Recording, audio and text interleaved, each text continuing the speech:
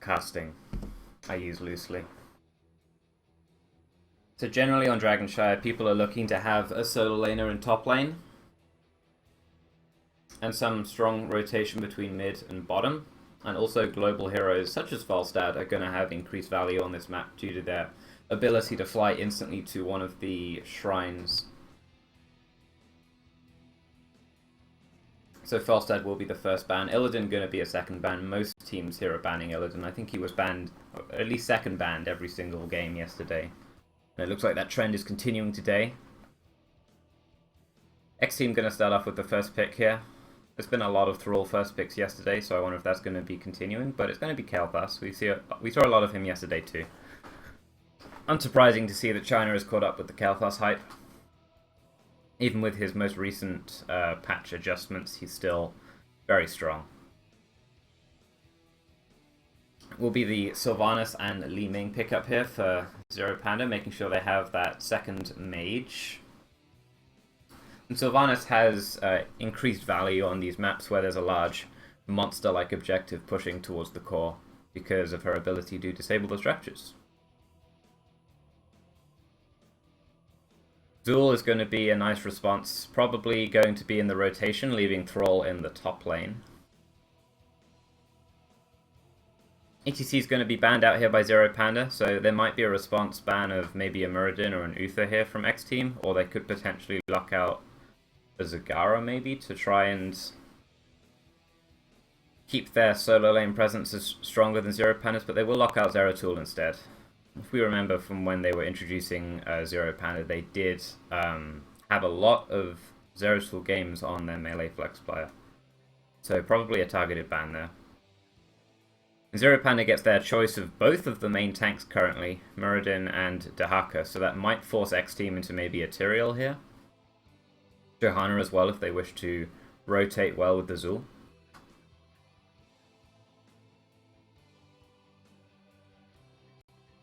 X Team do get their choice of support as well. No support has been picked or banned yet, so they get exactly the support they want here. Will be Diablo actually.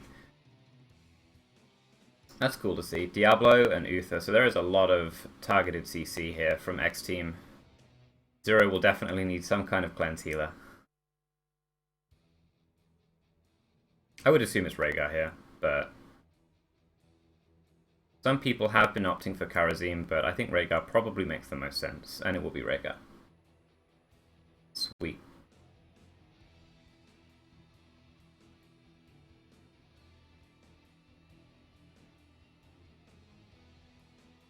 Yeah, you guys in chat are talking about the new stuff. There's been a bunch of leaked things, but I believe the official announcement time is, I want to say 5 PM.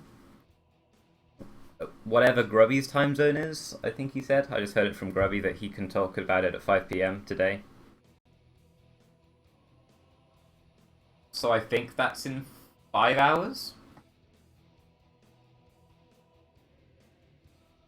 Don't you think it's a bit over the top to fly out all these people into NA to work on the new legendary Rexar skin? Well, if they're modeling for the Rexar skin, they do need to be flown out to do that. You know, you can't really do that remotely. Technology just isn't there yet. So I think it makes sense to fly them out for the Rexar skin. Also, if you need to like do some extra work for the Nazebo legendary skin, you need to have a lot of people to make the new zombie walls, so I think flying them out makes sense. I heard they were using Kaldor for the Gargantuan as well, but I might be wrong with that.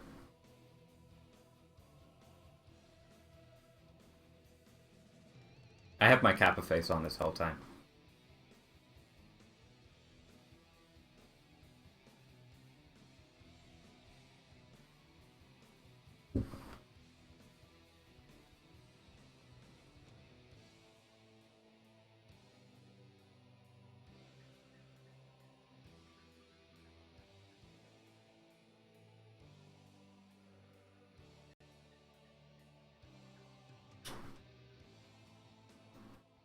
Alright, so we got a couple more panning shots of the teams. And now we should be due the game to start right now. I'm ready. I even turned the volume down because I'm going to be deafened. Yeah, there's a leaked video of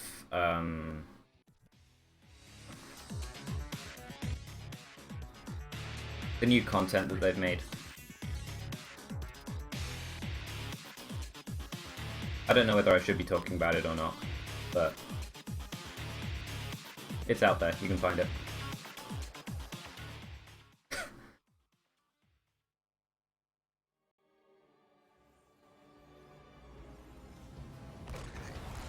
Alright, so we'll be having X Team on the left side of the map with Tal playing Uther Paradise on the Thrall, Elegant, Zoya's favourite human being in the world, on Diablo, Yao Yao on Kalthas, and Misaka will be the Zul. And to the right side of the map we have Six playing Dahaka, Ale on Rhaegar, Top playing Muradin, XY playing Sylvanas, and C on Li Ming.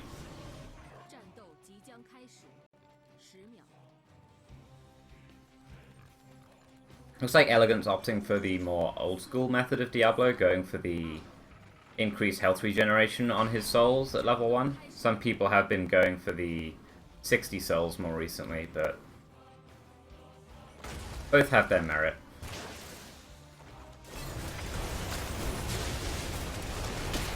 But there will be a scuffle in the middle of the map, but Elegant will be able to get away just barely, and that he will actually just straight up half. Because he has 10 health, basically. Ooh! Alright, Li Ming with the cheeky orb, picks up the kill. Yeah, Diablo could have just moved a little bit further away to half then and opted not to, so that's entirely on him. Good choice by the Li Ming just to see if that's going to happen. Looks like most of the casters there were opting for Zero to take the victory here. But it was a relatively even range of map scores, I suppose I would say.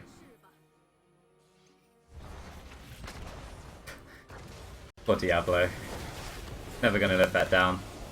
We love you, Elegant. Well, Zoya does. But let's try not to do that again in future. Also from Muradin we have, I'm not sure which piercing bolt ability that is, but it is their melee bruiser playing Muradin right now, so I would assume that it's the extra damage on his Q. I honestly don't play enough Muradin to know whether that's the infused hammer or the other one. But I would figure it's the Stormbolt damage.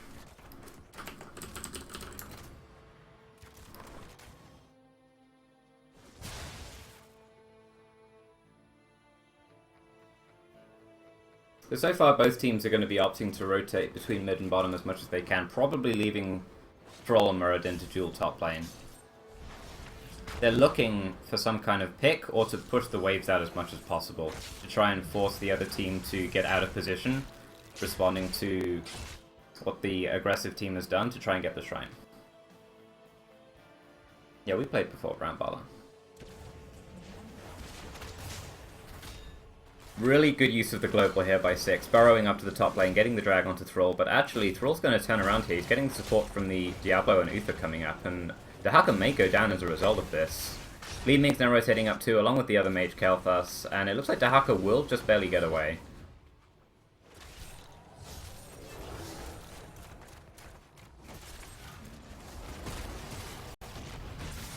Good route there, going down onto Li Ming. She will be able to teleport away by the looks of things, so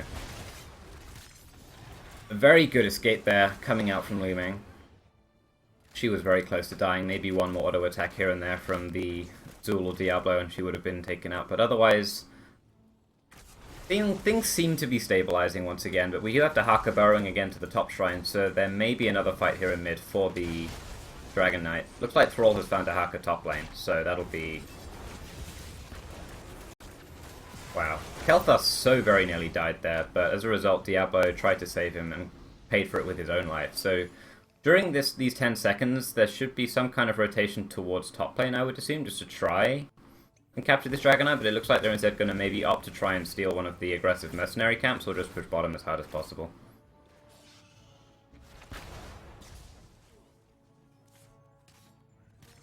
Not too familiar with these teams. How good are these two teams? These two teams are probably like second tier, I suppose, in China. ZeroPanda is definitely the favourite.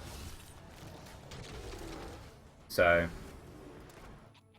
most of the casters here are predicting a 3-1, I believe, or a 3-2 for ZeroPanda.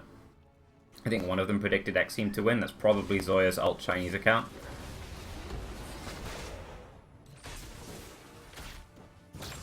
So Zero do pick up level 7 first. Will be that feeding frenzy on Dahaka, getting the extra drags during his basic attacks, so he can maybe get 2 drags per fight if the fight's a reasonable length. Diablo once again falling in mid. And looks like Kalthas is going to fall as well, Top being super aggressive on this Muradin play. Remember that Top is one of the melee assassin type players, so we'll end up paying for it with his life there. But overall a good trade still for Zero.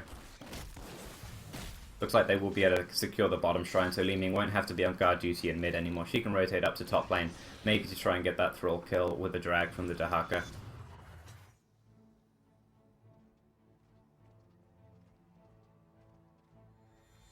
She's still waiting in that bush.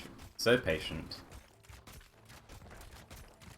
Looks like she's given up on it now. She's going to rotate back to mid, grab that soak. Allow Muradin to rotate around for some more ganks, maybe. Yeah, actually we have a big kill down here on Rhaegar. Suddenly the observers show up and decide to get that. And there's the drag onto Kalthas as well, so that's now a 1-for-1.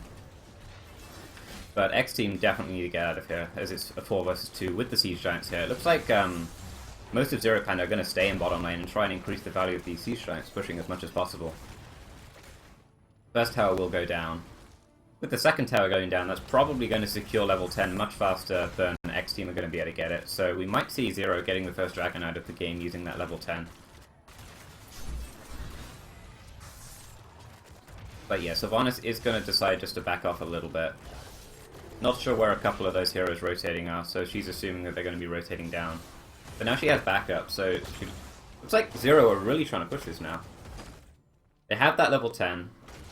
We do have isolation on the Dahaka. Some of the Chinese Dahakas have been going adaptation, so it's nice to see the adaptation in heroic picks, I suppose. But there's the burrow up, and it looks like Thrall is actually going to fall here again. So top shrine is secured by top and 6. Bottom shrine will be taken over though by X Team, so it looks like X Team may have bought enough time for level 10 to come around before the Dragon Knight gets capped. So good crisis management here by X Team.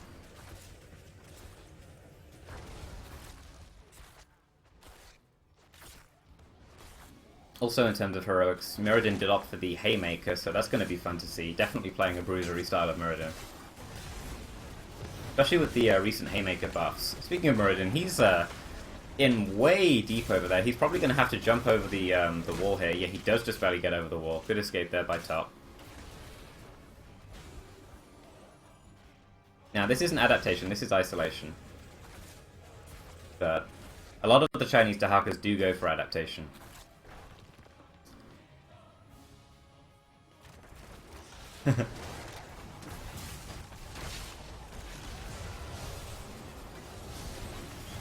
It's looking like Zero can't really decide whether they're pushing mid or bottom entirely, and there's a very good response from X Team capitalizing on that indecision, getting a few kills there in the bot lane. And it looks like this Dragon Knight is going to be forced off as well, so just 2 mid towers were taken with this Dragon Knight.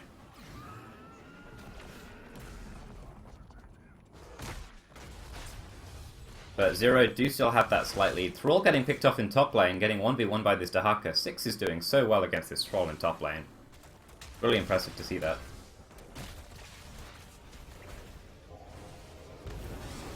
And again burrowing back down to bottom lane after killing that Thrall just to secure that aggressive Siege Giant camp. Looking like Zero are going to get level 13 again, maintaining that 1 level lead, so they'll be able to bully their way around the map again, maybe force down this bottom fort with the Sylvanas. Again, for those of you who aren't fully aware about the Li Ming's 13 talent, that is the Chinese icon for Glass Cannon. Does Sylvanas trait stop damage from the Zul Mage Wall? I'm honestly not sure. I don't think so.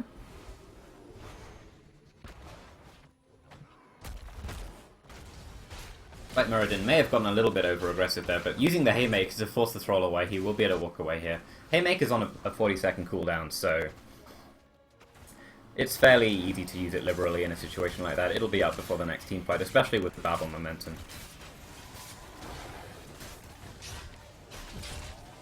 Yeah, you guys asking about Sylvanas. China especially really love her. With the buff she's got to her auto attack and her Q, and also with her Lost Soul at 4, she's gotten a lot of damage. So she can function just as a ranged DPS fairly easily nowadays. But especially on maps where there's some kind of large monster pushing, she's picked almost as common as she was back in the Haunted Mines days. At least in Asia.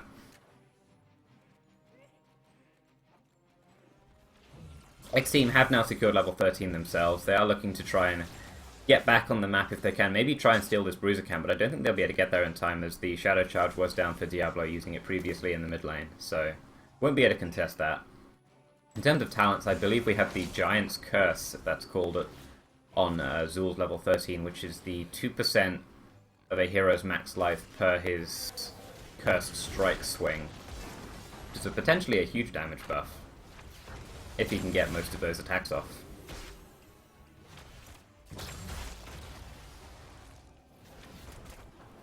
It's looking like Zero are looking to be quite passive here. They know if they can wait for level 16, once that happens they can start being much more aggressive. And the way that X Team comes back in this game is a kill or two before Zero hit level 16.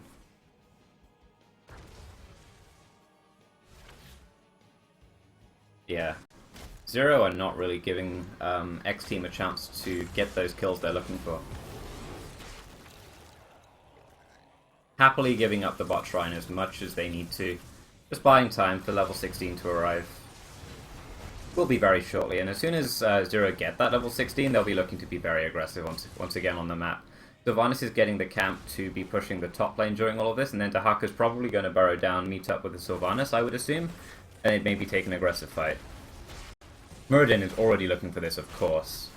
Just showing his way around, saying, hey, if you guys want to take this camp, you're going to have to fight for it. And it's looking like this might just be the Diablo kill here as the Haymaker does come out. And, ooh, clutch Divine Shield right at the last second there. But Zero get what they wanted. They got the aggressive camp, and they should be able to force this Dragonite as well. As it's going to be very difficult for X Team to try and contest. Zul is trying to get up to top lane, but that Knight camp that they got towards maybe a minute ago, he has to clean that up before he can really rush to top. So, another Dragonite going over here to ZeroPanda. In terms of 16 talents, I believe that is going to be drag range on Dahaka at level 16. You can also opt for a 50% slow for 2 seconds, I believe it is.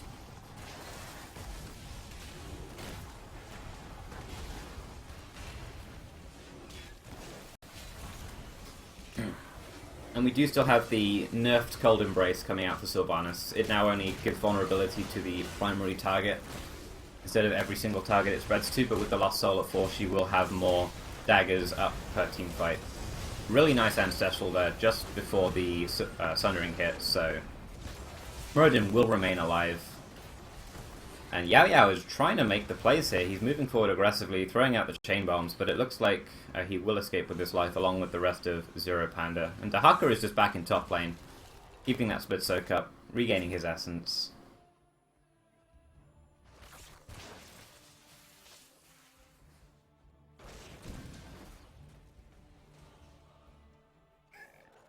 So 16 is now reached for X Team, so they can once again try and take these team fights in a more even manner. They're just down the stats, but they have the talents.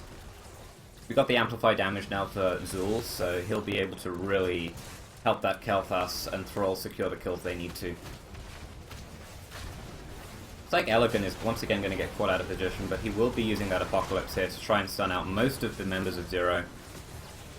But he will fall as a result of that, and it looks like Uther may fall as well. He's going to use his Dying Breath to save the Kel'Thas, who is going to actually stay in the fight and try and get the kill onto Rhaegar, who he does succeed, so he does trade his life away for Rhaegar there. So that's going to be a reasonable outcome for X Team, trying to make the best of a bad situation.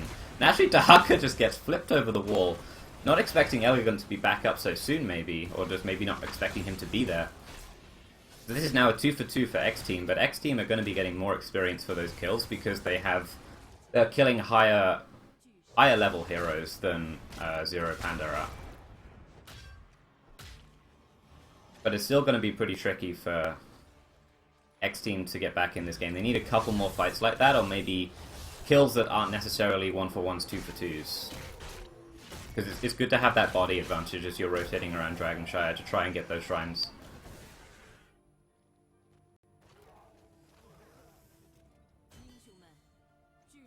Yeah, you guys talking about Tracer in the chat?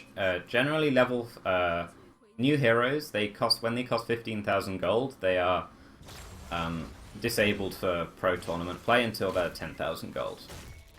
Generally, that's a 2-week period for when they officially come out. With Tracer and I suppose Artanis as well, it would have been a 3-week period because they had this 1-week pre-release for people who bought Legacy or Overwatch. So those guys had a 3-week grace period, but normally it's 2 weeks. Level 20 is now secured by ZeroPanda. Looking at the level 20 talents, we do have Rewind on Muradin, so no Grand Slam, no double Haymaker, but he's got double everything else, so that's pretty cool. He also has Given the Axe, which is pretty interesting to see. This Bruiser-style Muradin, but if he's a Bruiser-style Muradin, he doesn't have the survivability, so he gets completely evaporated in mid. So that's what X Team needs to get back in this game, is kills like that. X Team will be able to maybe force their way around the map again using their body advantage as opposed to the talent advantage. A nice burrow there from Dahaka dodging the backlash from Zul, but Dahaka does land the isolation here, and it looks like this is going to be a pretty intense team fight coming up here. The Ancestral Healing does land along with the Divine Shield, and I think Zero are probably going to have to run here. I mean, they do get the Thrall kill. This does end up as, what, a 2-for-2 overall, given that Muradin died previously, but X Team get the first Dragonite of the game, so that's going to get them level 20. They're just going to have to be a little careful when the Muradin gets back up, as they will be down a body, but again, I think X Team made that the best out of a bad situation there. Then to level 20 talents, we do have the Redemption for Uther, Bolt for Thrall, the Master of Flames, the permanently spreading Chain Bombs. And it looks like Zul and Diablo were still thinking. Diablo has now settled on Bolt of the Storm as well, and Zul is going to be opting for the Mortal Wounds, giving those hit by his Scythe a 4-second 75% healing reduction. So if he can time that out with Dahaka's using his Essence or the Ancestral Healing ideally, then that's going to get some huge value.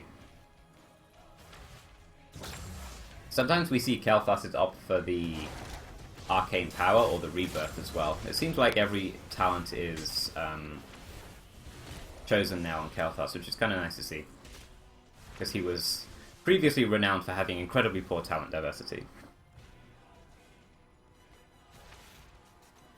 Looks like X Team has managed to successfully use this Dragonite to get themselves back into a fairly even position in this game. They're down 1 fort and down 1 level, but otherwise they are looking pretty decent in this game. They do manage to secure the aggressive camp here. Looks like they will be able to escape as well without any losses, so X Team are clawing their way back into this game.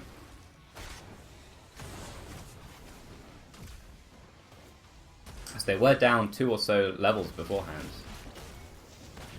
Is ZeroPanda formerly Zero Gaming?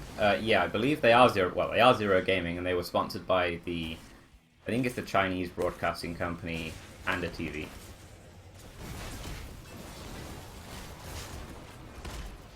Like X Team will be able to force this fort down. They will get the flip onto the Muradin, but he will be able to dwarf toss his way to safety there. Even though he is slightly squishier than the average Muradin, he does still manage to get away.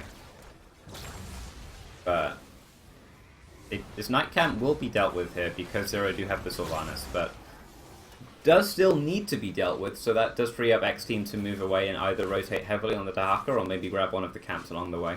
Looks like they're just going to assume that Dahaka will be able to get away with his Apex Predator, so they're just going to opt for the Siege camp and say, Zul, you can go up and deal with it and try and force him away on your own.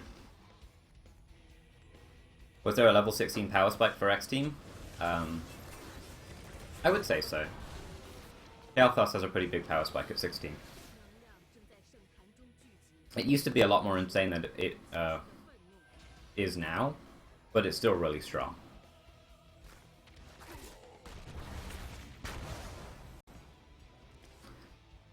So now we have the post-20 phase for Dragonshire, where teams are going to be rotating around the map, trying to look for one person that's out of position, such as this Muradin, who does get chain stunned there, will jump away, but does get blown up there towards the end of his dwarf toss. So that's exactly what X Team need to come back into this game. Looks like they might even get a second kill on the Rhaegar, but Diablo does not pay for it as Uther is on point with the Divine Shield. That's a third kill there for X Team, grabbing the Dahaka as well. So now it's just the range DPS up, but Li Ming does fall as well.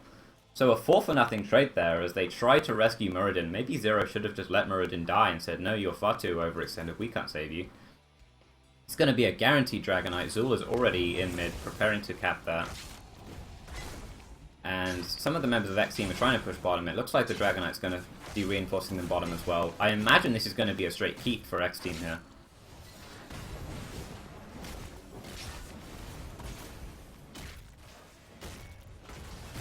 Because it's still going to be 13 seconds before Muradin's even up, so it's only Sylvanas, and if she gets out of position, then it's nearly guaranteed core at this stage. Uther did fall there, but he has the redemption up, so it's going to be totally fine. It might even have been an intended death, because he wanted to get full mana, because you will respawn with the full mana. They are just going to go straight on the core. And that 4-man wipe. Jeez. I really think that they should have just let Muradin die there. But then most of the casters were thinking this game would be... this series would be favored to 0, but not 3-0. So it's nice to see X Team putting up a fight. The polls said they had a, what, 5% chance? According to whoever votes in those polls. So that's cool to see.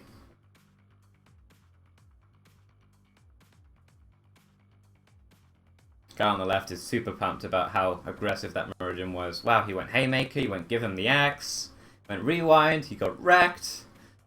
Guy on the right is just laughing his head off about how the Muradin got wrecked. Chain stunned at the end. How does a Muradin die to chain stuns? I may be entirely making this up. MVP going to Yao Yao here. He was landing his stuns really well, getting those chain bombs off. Getting some good value from the level 20 talent as well. Girl in the middle like never smiles. I don't know. I guess we'll have plenty of time to figure that out as we watch the stream today.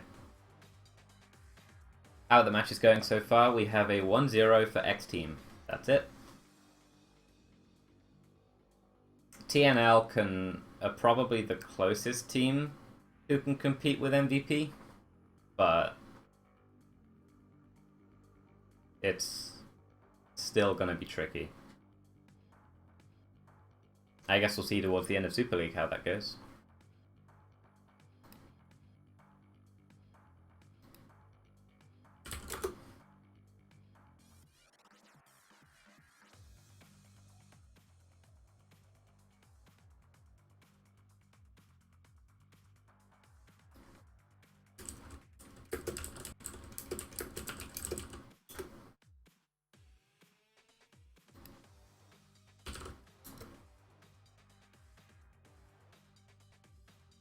Alright, so we are waiting for the vetoes for map 2, or the decision I suppose. Zero get to choose whether they want first pick or map pick. Who won? X Team won map 1.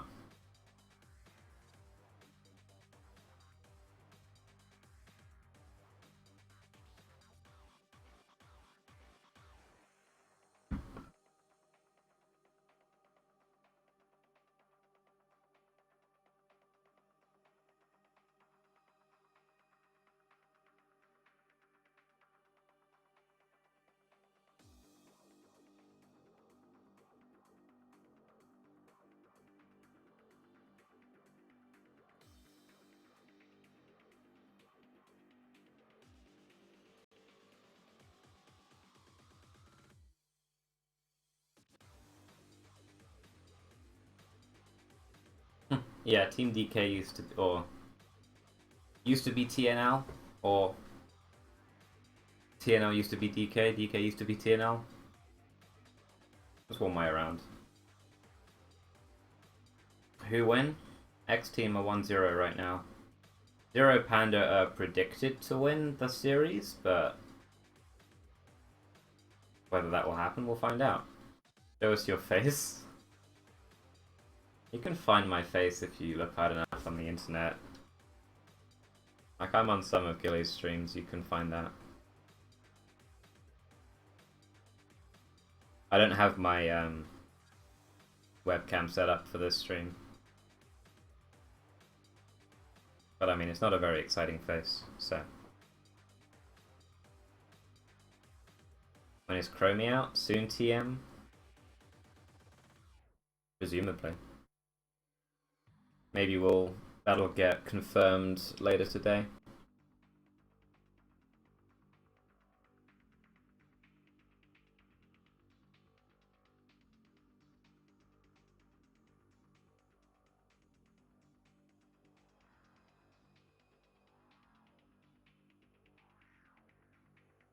His casters are taking a while. Doesn't like showing his face because he's probably got stabbed by a Lannister or something? Yeah, I mean, it's what's left of my face, you know.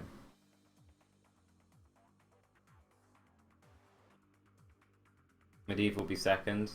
Possibly. Some people are wondering if they're going to sync up any hero releases with the Warcraft movie. Might be pretty cool to see. Maybe if you go to the Warcraft movie, you get a ticket for Medivh as well or something. I don't know.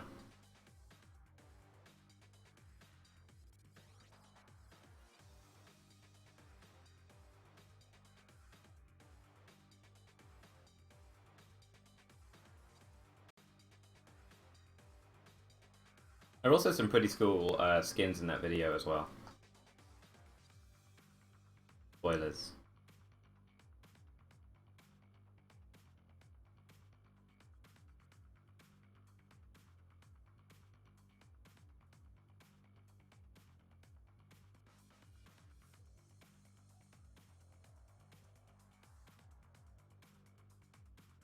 Buying a hero is almost as much as a movie ticket here anyway? Yeah. Same here as well. Is it normal that I see 3 casters and no one playing? For some reason, some of the Chinese teams take a while between their maps. I don't know why. They're really fast with the draft, which does make up for it, but yeah, we're waiting for the second map to be picked.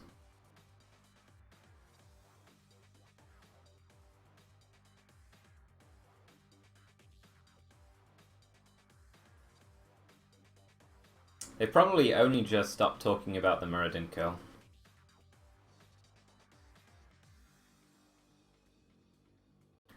Am I not bound by NDA? I'm not bound by anything.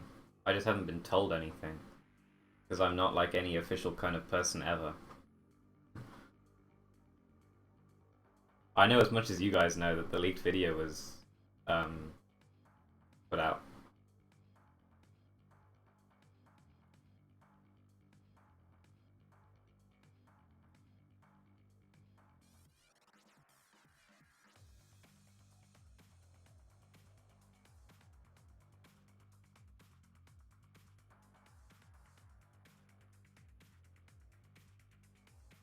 Oh, I know what I haven't done, maybe. Oh, never mind. These breaks are too long. I agree. I mean, if we knew what the break was for, that might help us out. But yesterday they had a bunch of lag issues due to presumably Chinese Overwatch open beta launching. But I would figure that that may have died down today. I would hope. What happened to Team DK? I haven't heard about them recently. They are TNL.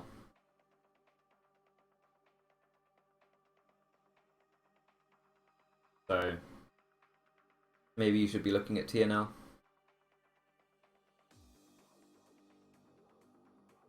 Yesterday EU was laggy AF. Yeah. I tried playing on NA yesterday too, and it took me like forever to even get a game, so 15-20 minutes. It was kind of absurd. We do get the second map here. X-Team are picking Battlefield of Eternity. X-Team are also known for picking Artanis. So this is definitely Artanis' map. And it's a map for fast wins. If you've got a strategy and you can win the first Immortal and the second Immortal, you can normally keep with the second Immortal. Today there's a big announcement. Anyone knows when and where? It is in like 4 hours, I think. 4 hours, 15 minutes. People aren't sure like where the announcement is going to be released, but presumably if you follow the Blizz Heroes Twitter, that should tell you enough.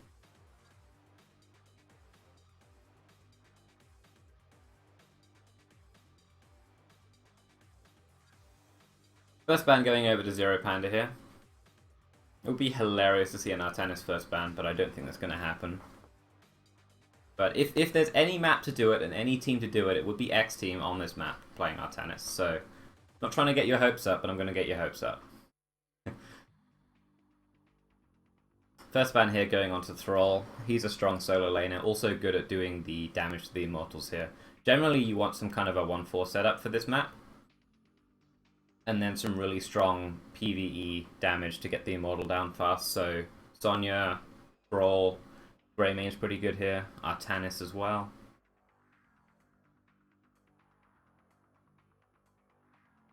Well, let's not say Artanis is good, but it's his best map. Illidan's going to be the second ban here. Illidan's been the second ban for like the past Infinity games, it seems. One day we'll get to see Illidan. The last time I think we saw Illidan in Gold League was when MVP Black lost their map.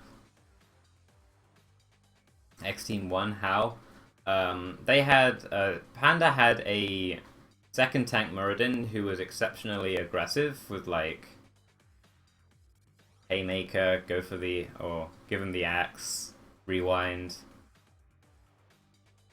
and he got caught out maybe a few too many times. So that would be my initial recap of the previous game, and X Team took advantage of that really well. So Zero going to be picking up Zonia as the first pick here. She's the potential solo. Really good at killing the Immortal as well. X Team have the option of responding with maybe Azul if they want to really pressure that Zonia. They could opt for like a their first pick of tank right now if they want to maybe last pick some kind of Artanis. Probably go Muradin if they pick a tank here.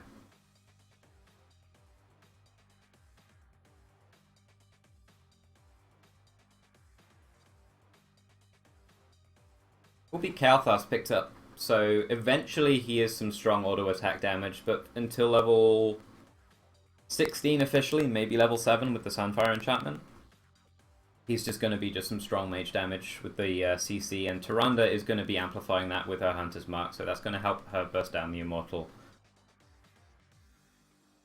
And again, that's 2 stuns, so if they get an ETC or a Muradin to combo those stuns with, that's going to be a very dead whoever they decide to stun. So Zero are going to need some kind of cleanse healer eventually, but they are going to take away the Muradin, who's going to be the common pairing with Tyrande, and Li Ming, who's going to be the second mage. They picked Li Ming in the previous game too, so probably a comfort pick or so there. X Team have the option of banning out a healer here if they want to. They are going to be banning out that Uther, who has the 2 cleanses with the Cleanse and Divine Shield. Like X Team are telegraphing here that they want to just single target blow someone up. Zero have the option here of banning the ETC, and they will go ahead and do that. Muradin and ETC are being the 2 main tanks right now. Forces X Team into some less conventional tanks, but like we've been saying, they're willing to play Artanis, Tyrael as well, Dehaka. Diablo was the last game tank, so we will be having the dual support between Tyrande and Tassadar. That opens up Tyrande for Starfall as well. And Diablo again. So there's the Diablo Tyrande, the old school stun lock combo. Kalthas can follow that up as well with his Gravity Lapse. Zero definitely needs some kind of healer with Cleanse. I would assume it's going to be Rhaegar again. And maybe Sylvanas. Yeah, there's the Sylvanas, who's going to be the... again, just like last map, if they secure the map objectives, they can push with the Sylvanas and disable those structures. Do it. Do it, X Team. Give me the Artanis. I'm ready. I'm so ready. Okay, there we go. Yeah. Yeah. Told you guys. It's gonna be Elegant playing Artanis. He's gonna win the game. And there's gonna be some stuff in the middle. But we don't need to talk about that. It's gonna be great. So Artanis is good for this map because the level 1 talent, he can pick up Amateur Opponent, which gives his Twin Blades, I believe it's called, the extra damage for PvE. I think it's 150%. So with follow through and triple strike, you can do like 1,000 damage per triple strike. It's kind of absurd.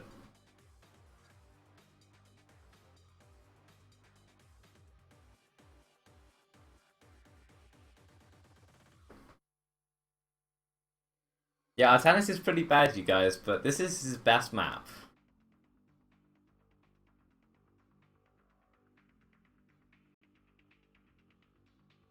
So, they also have the synergy between Tassadar and Artanis. You can alternate the shields popping on Artanis, and sometimes Artanis struggles between keeping his shields up, so the Tassadar shields can then buy time for Artanis to get his own shield cooldown back off cooldown, and then that's 5 seconds where the Artanis shield has to survive until Tassadar gets his shield back up. It's a pretty niche thing, but X Team have got it here. I think Kael'thas obviously just going to be blowing anyone up.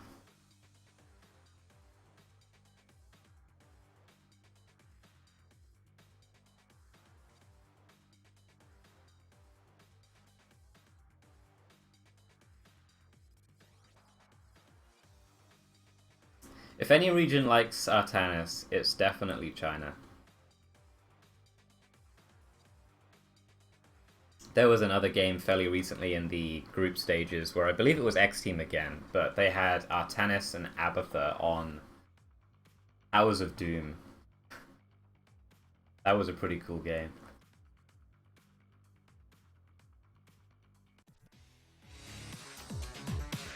Oh, yeah.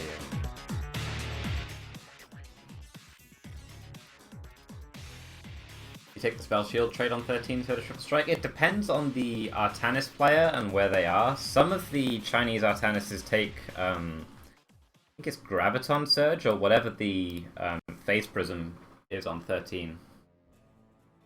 It really varies depending on the Artanis player and what's going to be going on. But it won't be Elegant playing Artanis, it will be Paradise. That's interesting to see. It'll be Elegant playing the Diablo instead. And there is the Amateur Opponent level 1 as we discussed.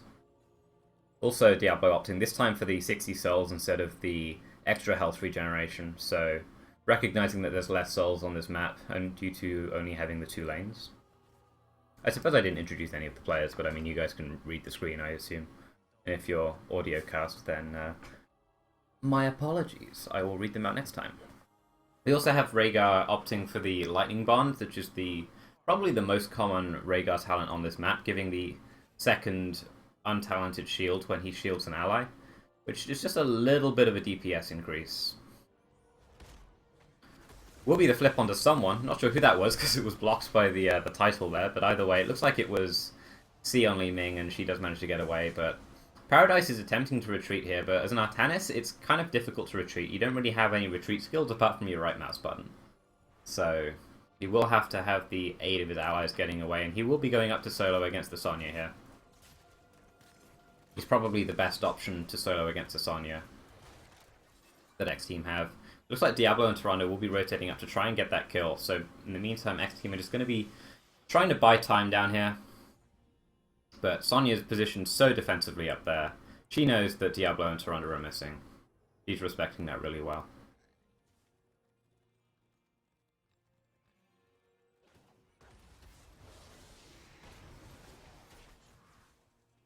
Yeah, so much respect coming out of Zero here against that Diablo Toronto. They're positioned so back close to their gate.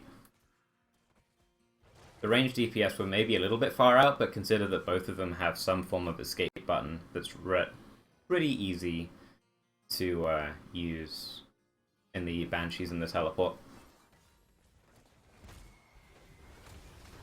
I mean, as I say that, Sylvanas did get completely destroyed there, but she was positioned in the middle of the lane, so she was kind of asking for that to happen.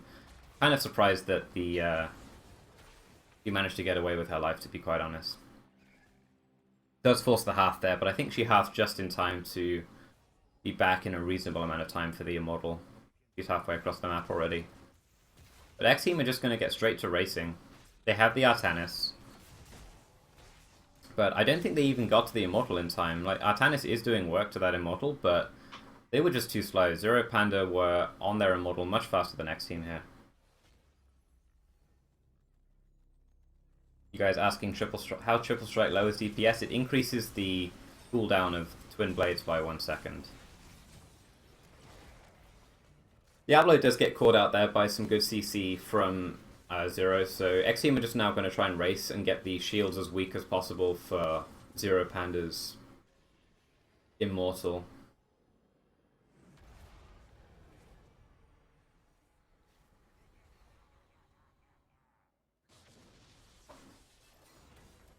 Yeah, the Artanis with Amateur Opponent only really works if you actually get to the Immortal first as well. Like, you still need to... You're going to show up to the party late.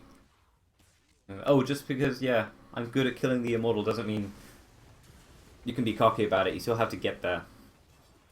Speaking of being cocky, once again, Zero's Muradins seem to be getting chain locks repeatedly in these series. I don't think it's even top. I think top is on Sonya, so it's a different Muradin player. They're still getting chain locks. So peculiar.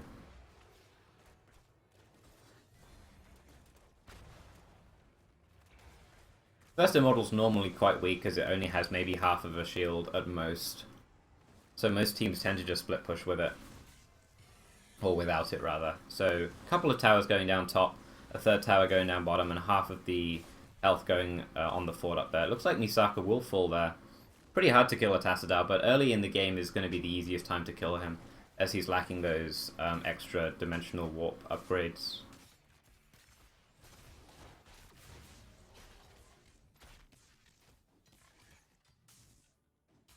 Grande and Artanis have more damage than the other team. Yeah, between those two heroes they should have a really good time against the Immortal, but they have to show up.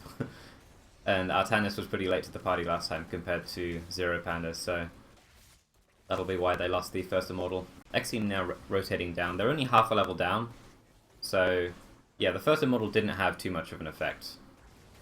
It's normally the second one, which is where things start to get kind of snowbally. Zero will be getting level 7 though first and have the option of trying to pressure this fort down a little bit. Looks like Kalthas's chain bombs, or the threat of the chain bombs, is going to be more than enough to try and defend though. X Team having a really nice defensive position here.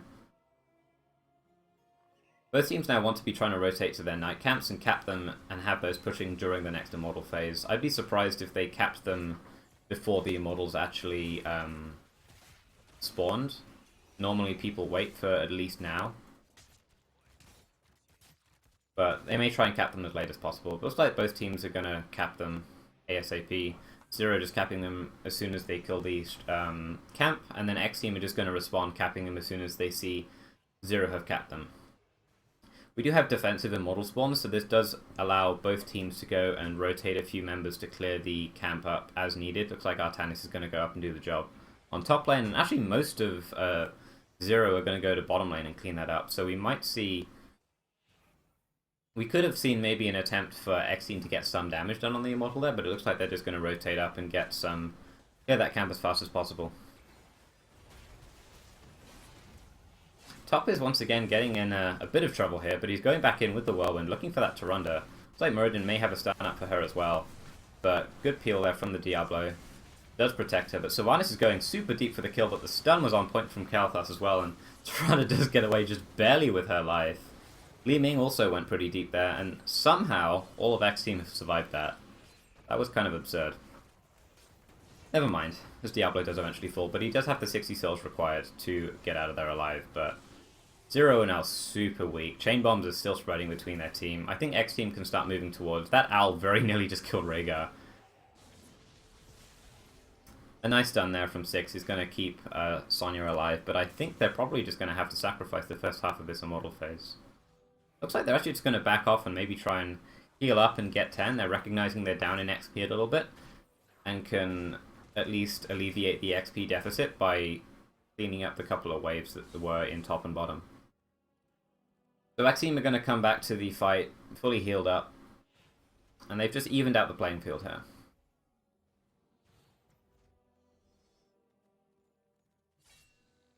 They really want to get this Sonya kill. I think they'll be able to do it too. There's the flip into the stun, into the gravity lapse, and she is toast. But is it worth trading a Sonya for a fort? I think the fort's going to get Zero close to level 10. Yeah, they will actually just get them straight up to level 10. So we have the Avatar this time, of course. No Haymaker. We have Wrath as well, which is going to increase that damage on the Immortal. We have the Wave of Force, which is going to be interesting. Allows Li Ming to be a lot more mobile, and it's some instant burst damage. You don't want to be standing still when there's 4 targets that can CC lock you. That Sonya is Modin from last game? Yes, it is.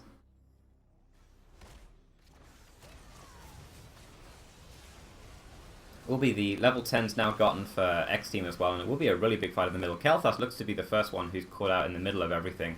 Diablo will be falling shortly there afterwards. Muradin getting very low.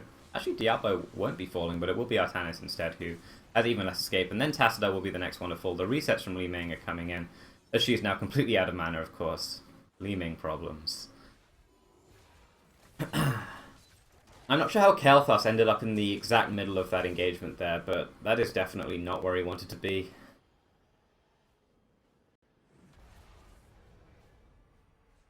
Immortal will go over to ZeroPanda. Full shields, pushing with the Sylvanas. They're going to be clearing out this wave and then probably just rotating straight back up to top, I would assume. But Sylvanas is maybe just going to stay here, actually. Okay, they're just going to opt for a complete split push, saying that X Team, you have to deal with the full shielded Immortal, or you have to deal with us killing your inner towers. You need to deal with both of them, but you can only deal with one of them at one time. Looks like they're just going to get the shields down and then leave Artanis. But actually, they're just, yeah, Zero is just going to ignore the first tower there and just go straight for the keep. But X Team responded basically as fast as they could have done here. Again, making the best of a bad situation. The Phoenix is going to try and force them away. The chain bombs are on point. Are they actually going to get the fort? They will get the fort at the cost of the Sonya. Potentially more kills here as well. Diablo can probably get the Muradin kill. So that was 2 kills for a fort and a keep. I think that's a pretty good trade for Zero here.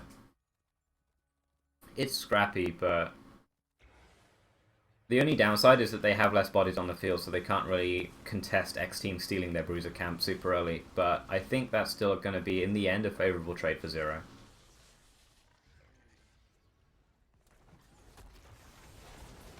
There's the CC lock going down onto XY, but the Ancestral was on point there, and Elegant may be in trouble. That's a 5-man silence coming out, forcing the disengage. And any edge now that X Team had in that fight is completely gone.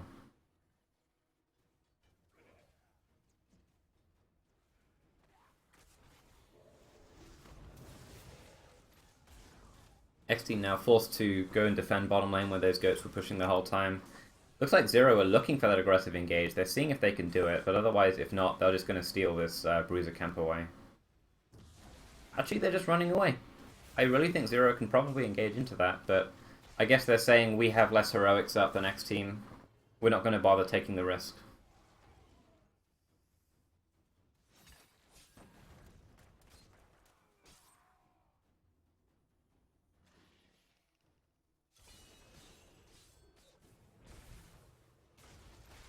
Again, we have the Immortal phase coming up. X Team now securing level 13 as well, so we have an even talent here. We do have the phase bulwark for Artanis at level 13, getting that extra spell shield every time he gets his shield overload on, so that's going to help him against the Li Ming. Tassadar, interestingly, going for the Shrink Ray. Normally we see the Prescience there, so he's going to be less able to run away, but maybe he's going to help secure kills on the CC-locked heroes. Also the fission bomb coming out for Kael'thas, increasing the explosion radius of the chain bombs, allowing them to maybe spread to more heroes.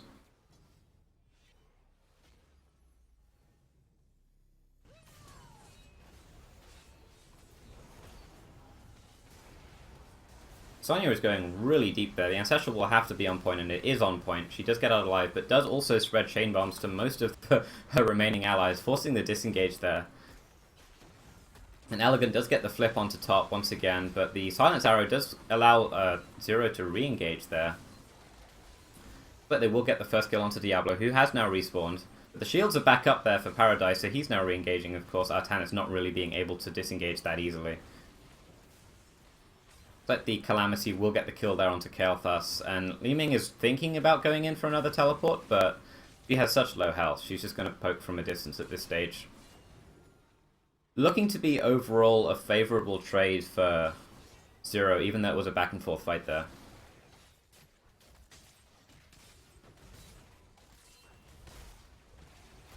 X-Team coming in once again for another re-engage with the fresh Diablo. Looks like top won't get away this time. Surely not, okay. Firestorm does get the kill there.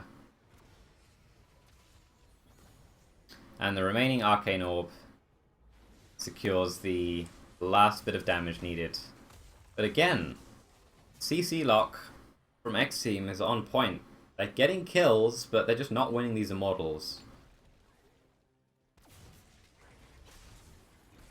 They're going to start... They will really need to start winning these Immortals soon, otherwise, like, you can win team fights all day, but only until you have, like, level 20 and a dead keep can you just, like, give up an Immortal and just try and go for a core. Because it's all well and good winning these team fights, but there's no way of them taking advantage of it by pushing a building right now, really, because they have to deal with this Immortal.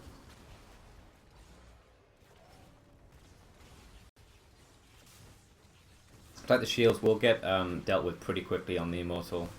Going down to half health as well. Yeah, Zero aren't going to be able to really push too much with this, as Muradin has only just respawned. Elegant's looking for that flip, but looks like he didn't manage to get it there. He just got the Shadow Charge in and sort of stuttered around with the flip. But X-Team should be able to secure level 16 relatively soon here. Zero are looking to threaten this camp, but it's not up for 30 seconds. Maybe they're just trying to hide and sneak this fort, as it is half health. Yeah, there's only the two warriors now for X-Team are trying to defend this. Apocalypse is used. Level 16 is also now achieved during all of this. Elegant is retreating successfully, and Artanis is going to be moving forward. He does now have that shield talent at 16, which is going to increase his shielding even more during the first 3 seconds, so... Artanis is getting his power spikes now. Once he gets 16, Artanis starts feeling like a real hero. And he made it. Good disengage coming out there from both teams, though. Just a few heroics used here and there.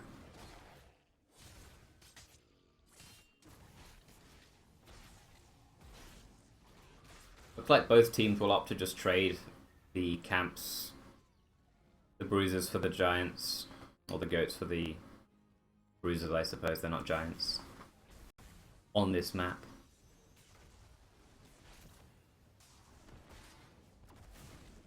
Good reactive calls here from Zero. They're seeing that X-Team are mostly top clearing that camp up, so they can deduce that they are not on the bottom goat camp, and they have the time to rotate down and clear that up pretty quickly. Sealing away another camp, which is going to go straight to core on bottom.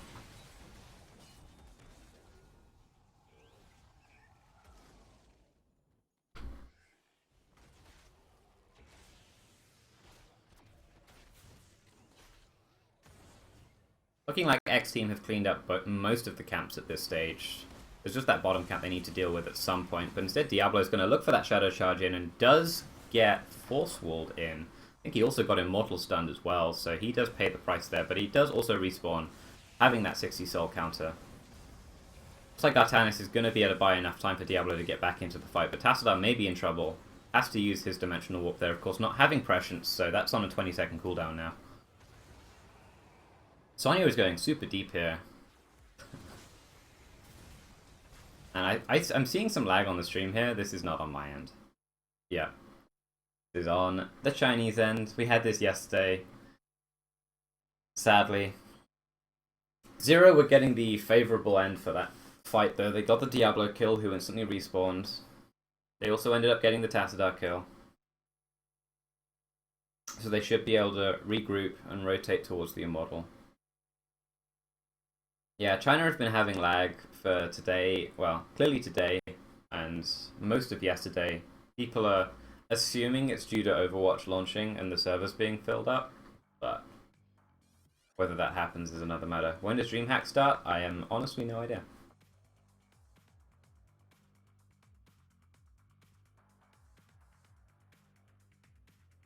Probably on Google or Reddit or something like that.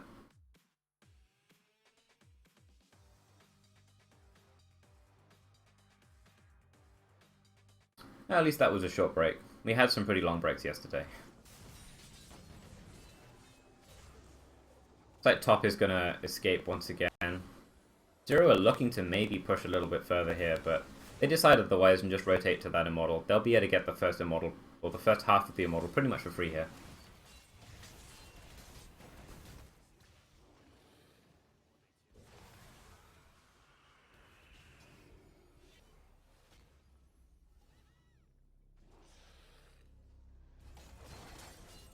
They might even get the second half for free. It is being burst down so fast. Diablo has only just arrived, and it looks like Zero will respect that Diablo is here now, and they will just move away fairly calmly. They'll be able to just poke at a range from with Li Ming and Sylvanas, and just eventually get the rest of this down. X team are kind of forced into a chokehold here. They need to get a couple of kills for free here before they can really try and do anything else. Otherwise, top lane is under threat by Sonya, and this Immortal is also under threat as well. Regardless of what X team try and do here, they're going to lose out on somewhere else. Again, Kalthus is just kind of in the middle of the whole team fight, getting shielded by Tassadar, but I don't think he'll be able to get out of this one alive, as he does fall, along with the Diablo there and the Immortal. Looks like Artanis is going to fall here as well. Well, Artanis is always the last to die, but he will die. There we go. Durande also falls there, and Tassadar, it looks like he's gonna escape with his life. Luckily for him. But that's probably just going to be straight game over. I mean, they can choose to push with the Immortal, but at this stage, ZeroPanda have won the team fight.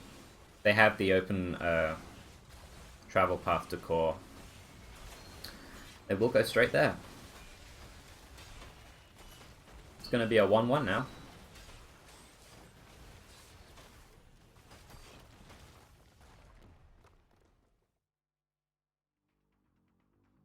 You guys are talking about Kalthus in the chat. I think it depends on the Kalthus player, honestly.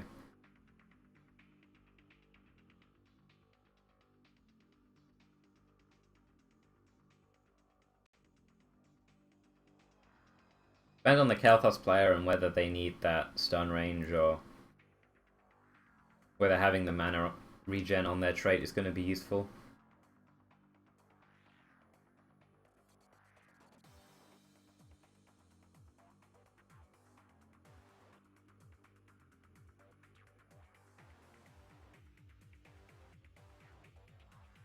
Does edit com still work if you're a mod?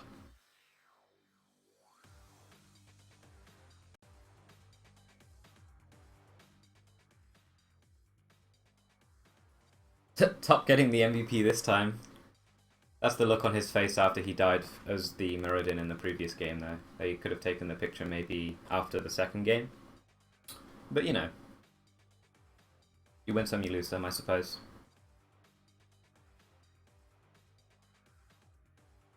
He was doing most of the solo laning for that game, also getting on the Kalthus during the team fights.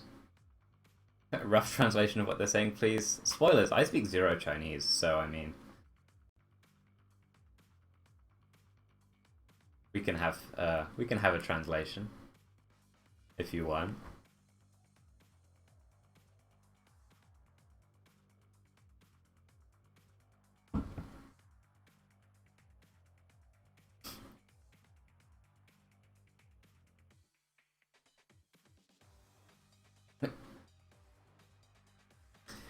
Yeah, I mean that is Artanis' best map, but for some reason they never really just got to They never got to the Immortal fast enough. A lot of Battlefield of Eternity is just rotating to the Immortal as fast as you can and just starting to burst it down. X Team, a lot of the time, were just trying to contest the other immortal. A lot of the time, they were just seemingly too late.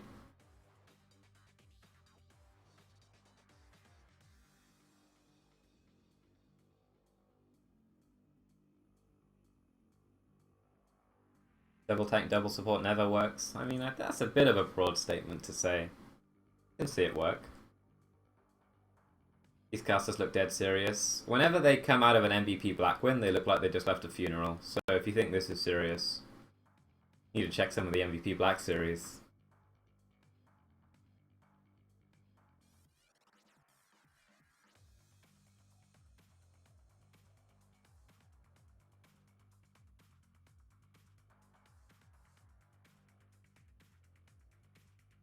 Yeah, you guys in Twitch chat can translate it. You guys know what they're saying. Twitch chat is like 5,000 MMR at like anything they're doing, including translating Chinese from lip reading. So, you got this. I believe in you guys.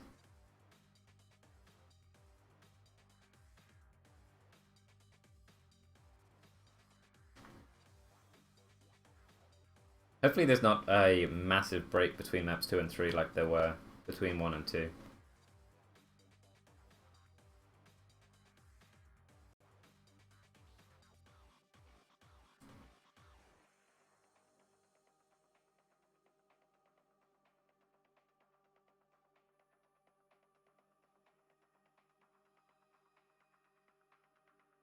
Where's the other girl? They have 6 casters that they rotate out. I think they keep to the same trios. Honestly, I'm not sure. But they definitely have 6 casters that they rotate out. And they always have 2 guys and 1 girl. For whatever reason.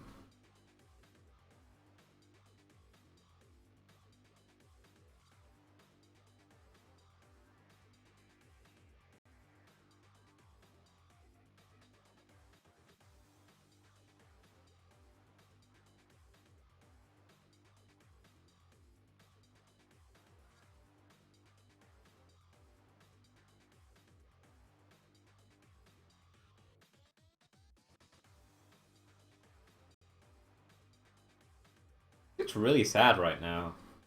Maybe she's an Elegant fan. But first he didn't play Artanis. Then his Diablo died 5 times. She's sighing. Oh my goodness. Good win game 2. 0-1 game 2. We are 1-1 now. I think the guy on left was casting yesterday. Yeah, I think you're right.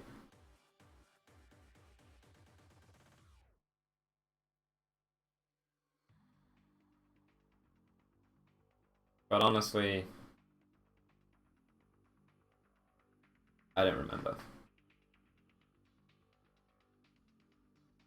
Artanis high impact. Sometimes he is on that map. That is his best map. No doubt about that. Downside is you're still playing Artanis. As much as I love him, he is Artanis.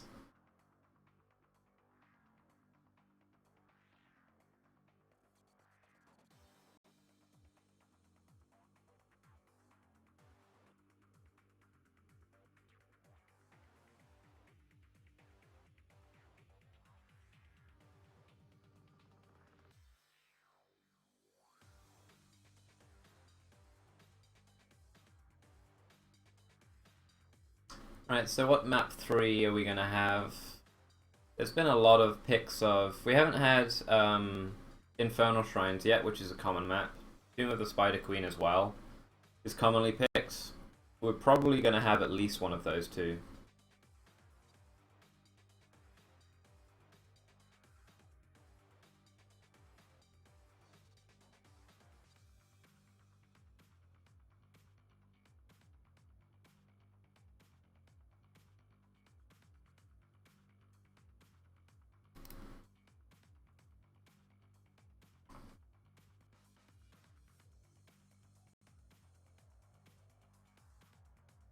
I still like to see Towers of Doom though.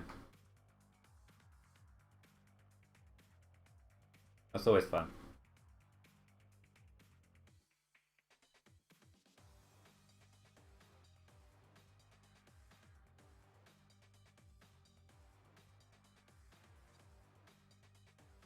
Can you turn on the original sound, please? I don't have that stream link. So, I don't have the choice, I'm sorry. All I have is this kind of stuff. That sound, that's all I have. I think there's the original Chinese link on like Douyu or something, maybe Neo TV. Maybe Panda TV.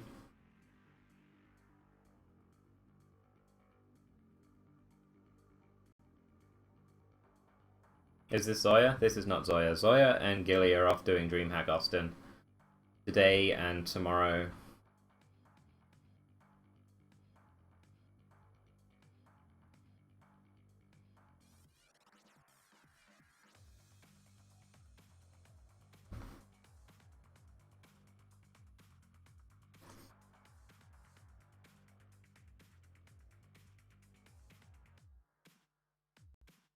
Guy on the left is now having a tirade on why egg rolls are better than rice.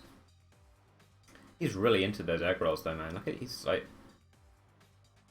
hands are moving around. Thinking about them now. Guy on the right's having none of it.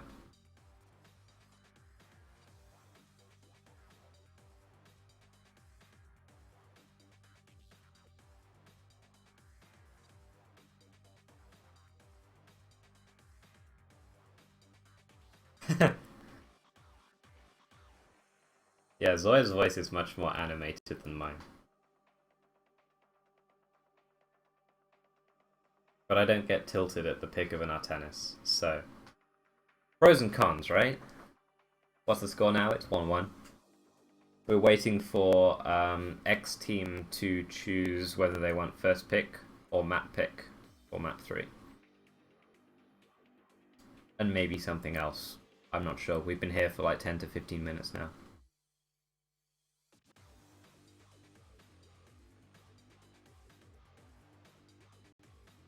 Soon.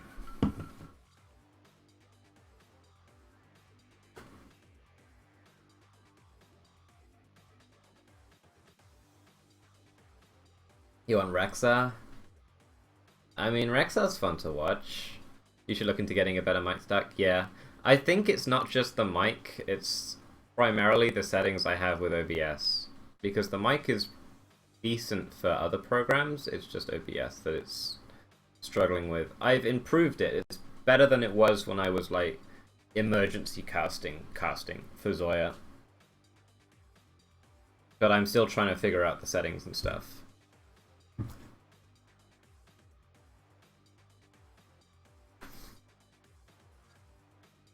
But yeah, it's something I'm potentially looking into. I'm definitely looking into upgrading most of my computer, like the end of next week or this week. So that's definitely happening. Yeah, that sound is specifically OBS related. So it's some setting in OBS that I need to adjust to fix that, and I'm not sure what it is, but I can't really do much about it right now. And it wasn't there yesterday, so my hands are a bit tied with that. We are onto an actual game. Sharing recipes on how to cook a pug? Oh my goodness. So we will have Cursed Hollow for map 3. That's going to be pretty nice to see. Generally, we want to prioritize heroes who have good sustain for the long fights around tributes, and global presence is highly valued here.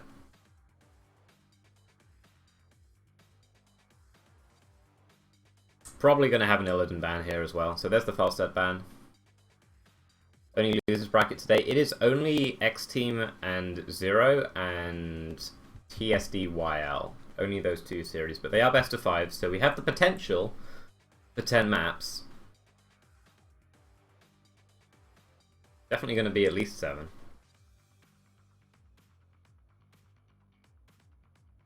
There's the Illidan second ban. No one was surprised. Why do people even watch this MVP Black wins in the end? Some people watch for the journey and not the destination. There's Elegant, Zoya's favourite human being of all time. Started to strip off already. Somewhere, Zoya is waking up to a fantastic dream. It's the Sylvanas first pick for X Team. They have the potential for like a tri-lane push with Sylvanas on this map towards the bottom. Or even the top. Normally not the mid lane. So she's going to be strong. Also just a reliable range DPS in this current patch. There will be the reaction there for the Zeratul and Abathur. Abathur has a really strong presence on this map. Who would even pick Illidan first? Yeah, Chris has the right idea. But then he is paid to play this game, so that helps. X-Team going to be locking in the Thrall and the Uther as well, giving them that strong solo laner, and their support of choice is still relevant here with the Curse. Yeah, she's relevant.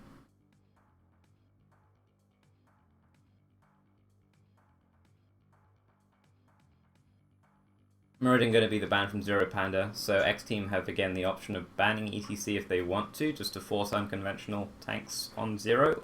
Or they could ban the Rhaegar here as well and force maybe like a Kharazim or Brightwing. But this is a pretty good map for Brightwing, so we'll be banning the Dahaka actually. We'll be having a strong presence on this map due to his global.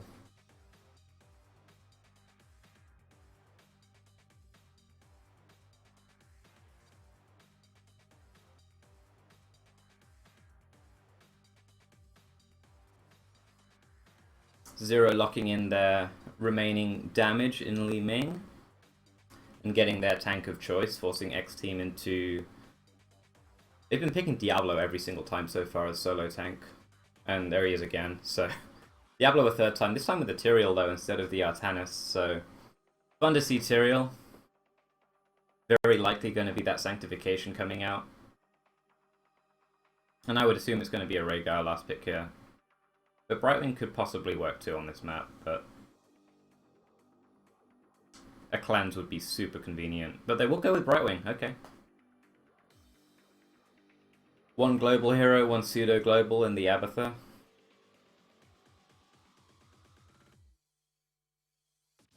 It's going to be tricky if X-Team do opt for some kind of a tri-lane before the first or second curse, though. Or tribute, rather.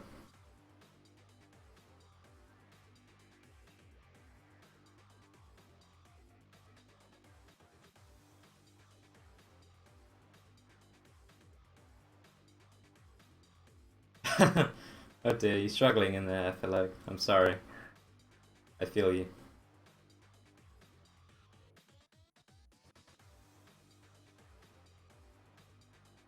It's like X-Team have won a lot on Cursed Hollow.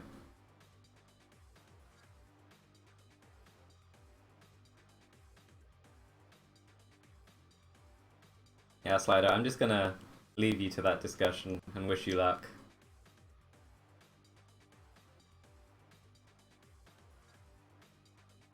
No Kael'thas in China meta? Actually, Kael'thas was in the last two games.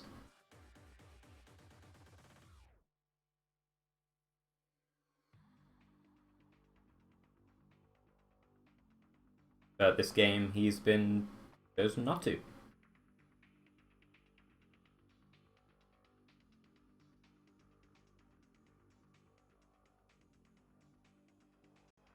If he is picked right now, he's first picked by a team. It seems like he's either first picked or like never picked. Based on today and yesterday. Which is kind of unusual.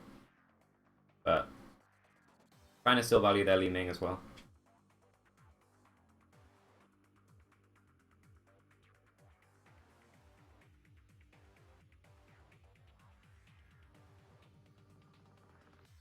Who won the first map? X-Team won the first map.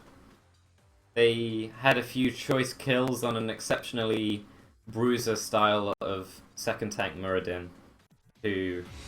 Oh god.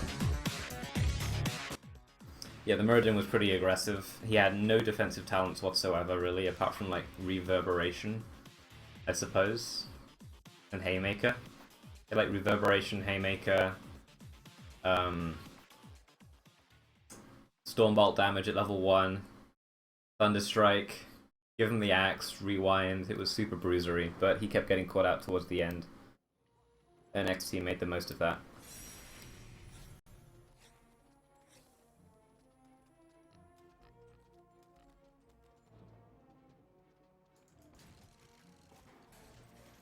Got Pajamatha skin. 6 dancing in front of him. Nice.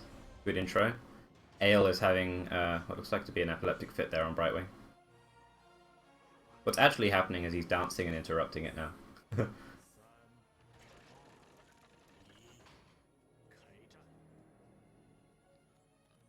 This is the third map of the best of 5. It looks like the Chinese overlay hasn't yet been put up. There we go. Best of 5, set 3.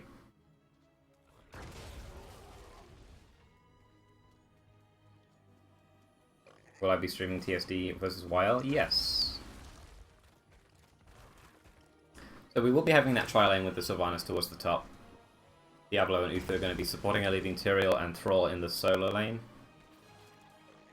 I suppose Zero are going to be using that Abathur to soak bottom for them most of the early game. It's kind of tricky to soak with an Abathur and a Zeratul. It's definitely possible if you watched MVP Black yesterday. They did it really well on Sky Temple.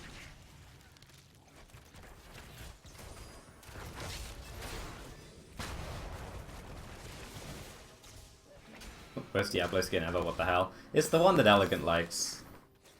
He seems to use it pretty religiously. Mic's a bit screwy. Yeah, it's the best that I can do with the settings I have. So, my apologies, chat.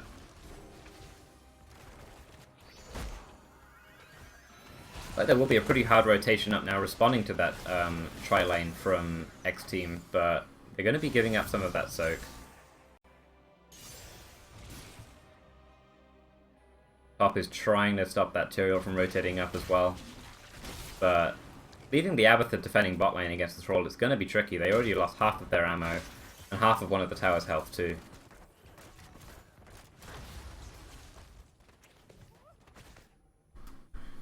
But Zero, we're definitely surviving against that tri-lane now. They're making it work. Doesn't look like there's going to be too much structural damage before the first tribute pops.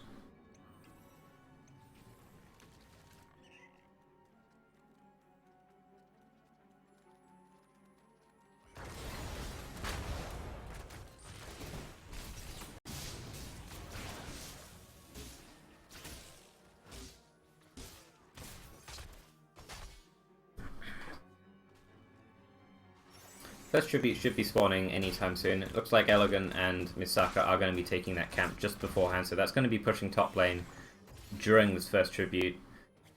Zero do have the option of using their global heroes to try and mitigate some of that Siege Giant damage during that, and Abathur is going to instantly burrow to top lane to try and split soak, but also try and respond to some of those giants. And it looks like X-Team are just going to continue they're going to give up the first tribute entirely, and they're going to split push with those giants. Zero will be coming up to respond as soon as they can, but 2 towers are definitely going to be falling here, and there's some lag on the Chinese end once again.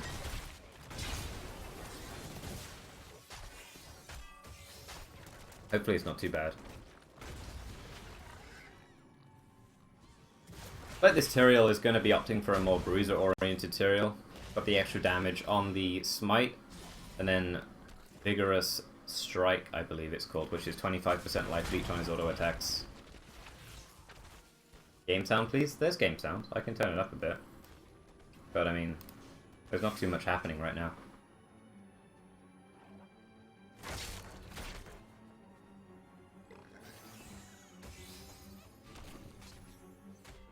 This Abathur is so brave, so mobile, going around the map in so many cool different places. It's nice to see.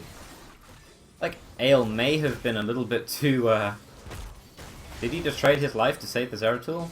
Like, ETC may have just saved him, but no, the Feral Spirit from Thrall is going to be on point, and the Chain Lightning gets the second kill there as well. So, that's a 2-for-nothing trade there. I suppose maybe Zeratul should have just been left to die.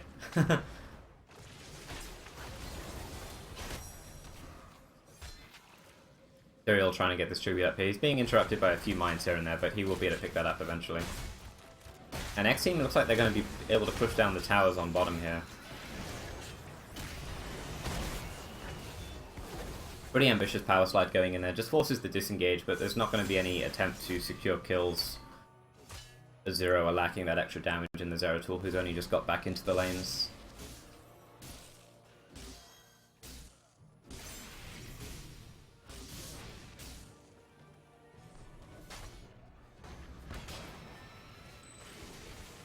I wonder if there's a chance he goes Judgment. I doubt it. I really doubt it, but this build's looking a bit unique already.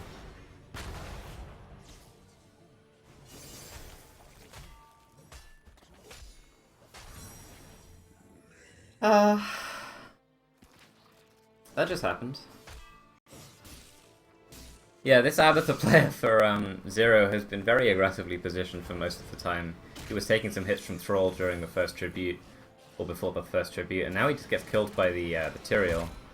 He needs to check out that VOD from yesterday where MVP's Abathur dodged a Sundering and walked away. That's how you do Abathur.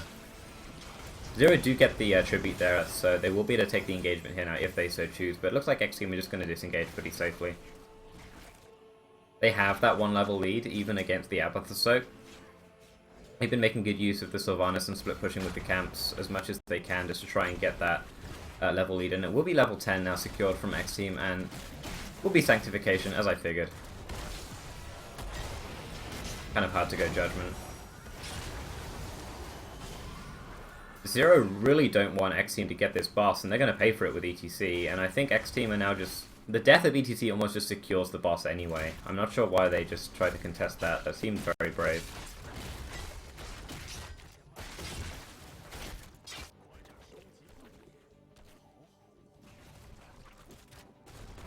I wonder if Sylvanas just split pushes with this.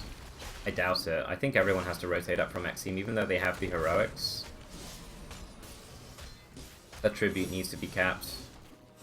Looks like it won't be capped though. Looks like they'll just have... Yeah, that tribute spawn's pretty unlucky for X Team, but they will be able to push with this boss during it, so... They get that value at least.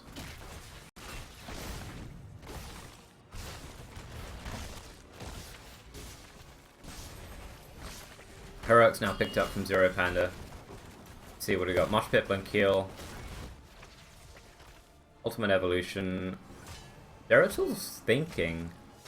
He has a couple of auto attack talents, but no, it will be the Void Prison. It's normally only YL Zeratul who opts for the Shadow Assault, and that's only with an Uther or maybe a Tassadar to help him out too. And it normally doesn't work as well, so... Occasionally China tries some crazy things, but not this time. They will be securing this boss behind the curse as well, using the minions to secure the top fort.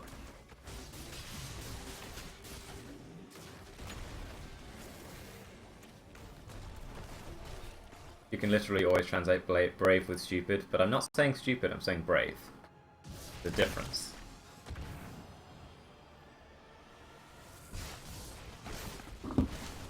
I won't deny it.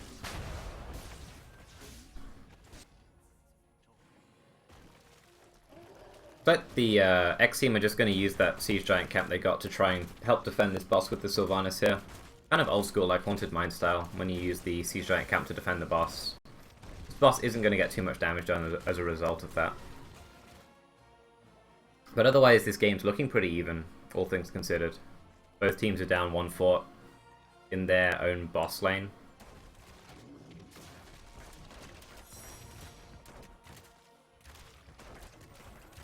X Team will be able to pick up level 13 a little bit faster though, so they have the option of maybe making some kind of aggressive move within the next minute or so. Maybe towards that night camp, maybe towards some towers using Sylvanas to push. But they might try and just go for some towers here in middle.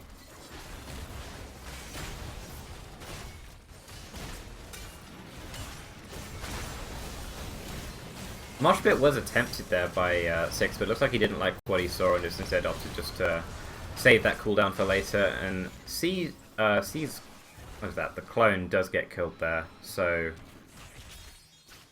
looks like X Team just want to disengage here. Actually, Misaka does manage. I believe Misaka got polymorphed out of her Haunting Wave there, so she can't escape properly. But looks like the damage wasn't really there for the Mosh Pit. Everyone blew up the Sylvana, so the Mosh Pit didn't have any damage to secure any kills on. X Team's damage is so split here though, but it looks like they will be able to secure both the kills on the ETC and the Brightwing as well. Zeratul does get away with his life. He might be able to at least kill that top camp before it gets to the fort, but that's going to be the only maybe positive thing.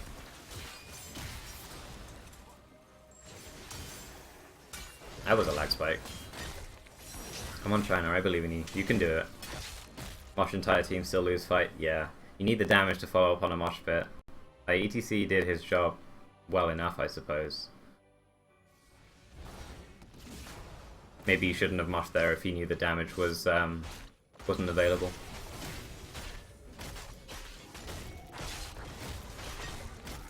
Is it down or just me? Nope. I haven't dropped a frame, so it's on your end or Twitch's end.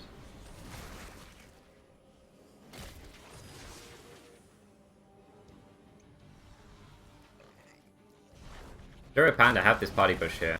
Typical Chinese bush meta, but they only have the Li Ming to follow up on it, so that was an optimistic Chinese bush meta play there, as the entire team for X Team is here. They will be pushing down this mid fort with the Sylvanas and the Night Camp. They should be able to force this down if they really want to, but Zeratil's in the back there looking for that VP, and Brightwing can phase shift in at any time. But even so, this fort will be falling regardless. Engagement does go down there, but the silence does land on both the Brightwing and the Zeratul, so no Void Prism is going to be assisting this fight for a while.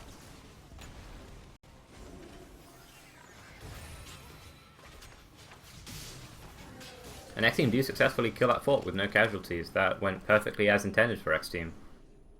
Only using the silent arrow just to secure their successful escape. They may even get 16 before this last tribute, which will be pretty crucial. It is the defensive position for Zero, so they have that advantage going for them, but the level 16 for X Team is going to be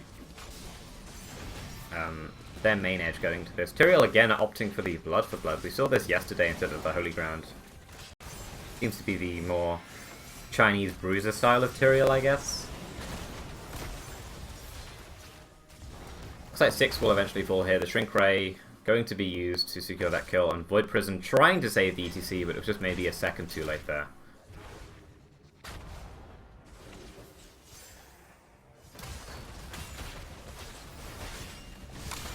Again, X Team will be able to force down some of these towers using that Sylvanas, disabling those towers, getting as much value off of that trade as they can. Just getting a tower and then moving away, saying, alright, let's not push our luck. We have to deal with that Abathur who's will be actually taking this fort down by the looks of it.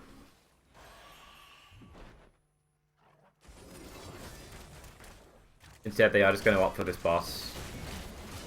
This is going to put an immense amount of pressure onto Zero during the next tribute, as X Team are on Curse Tribute, and the next tribute will get them a Curse, and this boss will be... it will definitely need a response too.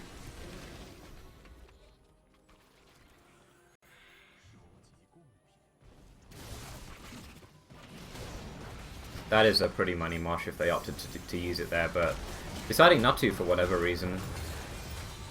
Looks like everyone from Zero will just barely get out with their lives, but now they have to deal with a curse and a boss.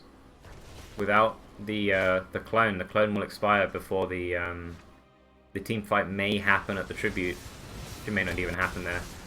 Like X Team are just trying, or Zero are just trying to force something in mid here, trying to get anything done, but the mosh pit was kind of just a, I hope this works, and the only damage really there was Li Ming, and she didn't really get the kills they were looking for. Didn't get any kill at all.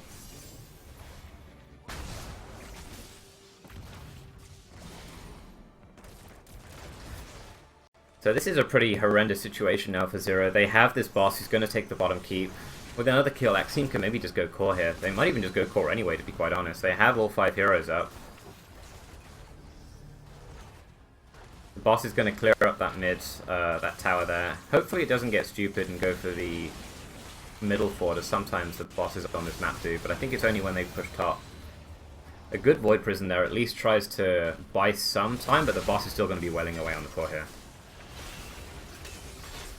It may just be game for X Team. I think they just go up 2-1 here. I think. Yeah, even if all X Team die here, the boss is still like half health. So Li Ming did put an impressive amount of damage out during that game, but they never seemed to get any kills off of the mosh pits that happened.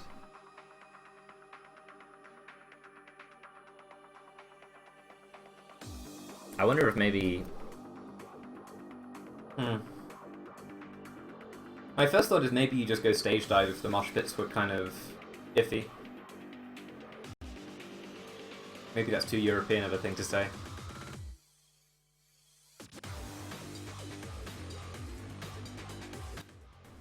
I'm sure there's a way that you could have capitalized on the mosh pits.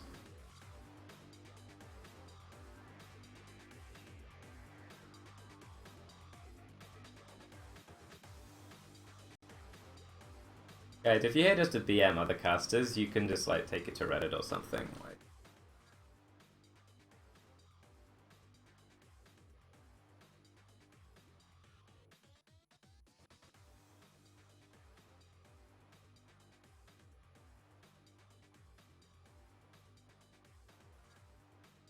so I guess we'll have like another infinity minute break. Guy on the right is dying, I think. Maybe.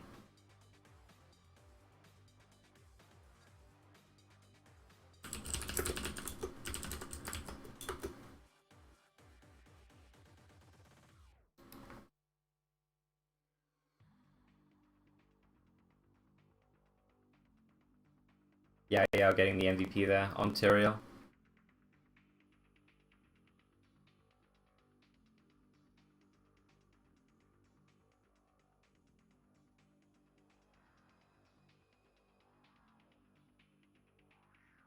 He has some pretty nice sanctifications.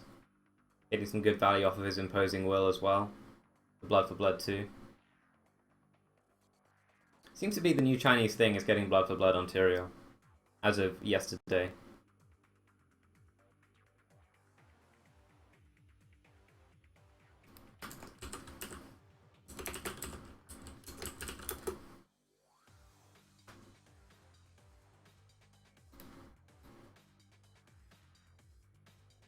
There's some weird sounds from your mic. Yeah, I'm aware of that.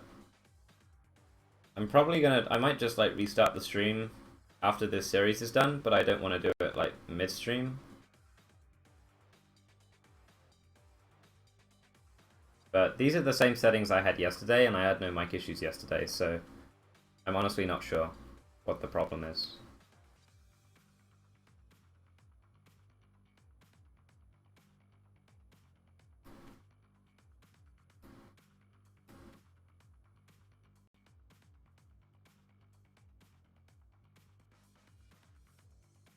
Well, I know exactly what the problem is, but I'm not sure what the symptom is. Or what causes it.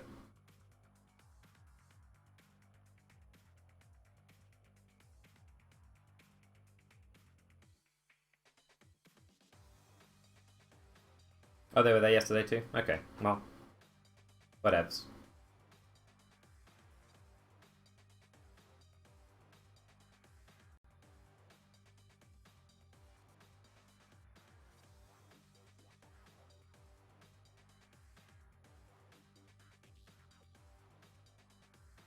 There's some setting in OBS that's like hidden away that isn't actually an audio setting, which is affecting it.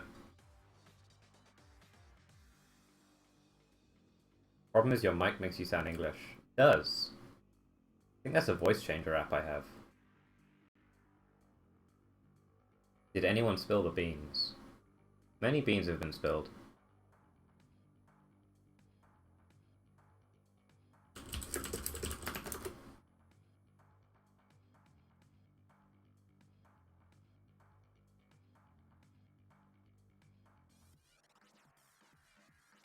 Yeah, these like crackly audio things, it's only with OBS that this mic decides to make those noises, so it's some setting that I haven't yet figured out.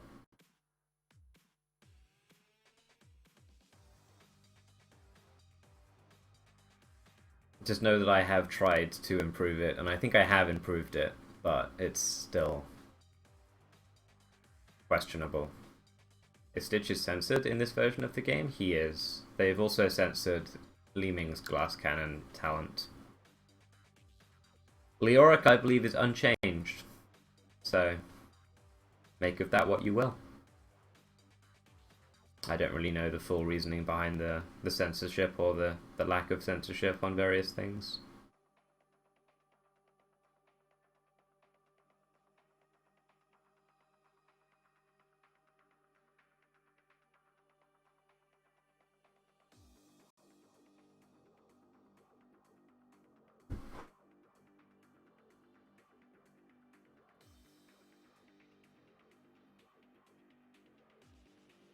If today's announcements suck, we'll all go back to League, alright? I've never played League. Well, I have. I've tried it a little bit, and I don't know, I just found it kind of dull, to be quite honest.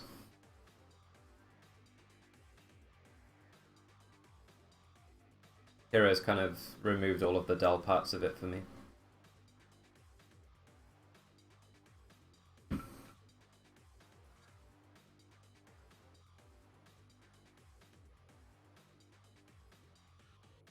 In your opinion, duo queue is fine, it doesn't make the draft unbalanced, it's more likely a duo on the other side. More often than not, maybe. Is Tracer banned in this tournament? Tracer is banned until Tuesday.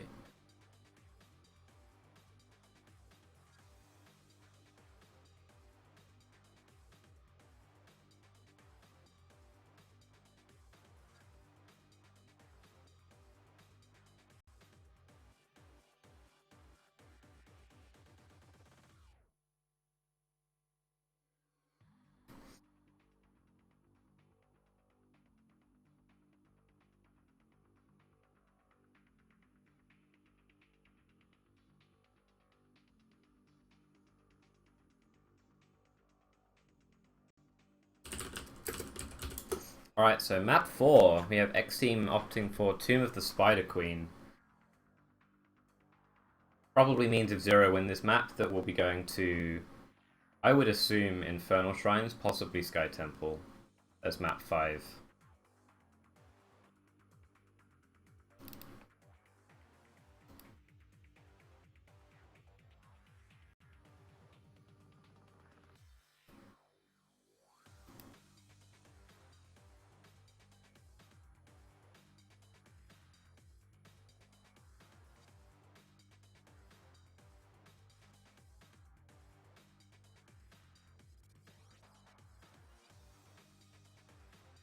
We'll be the first ban going over to Zero here. I'm assuming the second ban is just going to be straight Illidan. As with every single second ban ever for all of today and yesterday. But Zul has a higher priority on this map due to his wave clear potential. And his split pushing, his trait. I wonder if Zero are looking to first pick that here as they're first banning the Illidan. We'll see.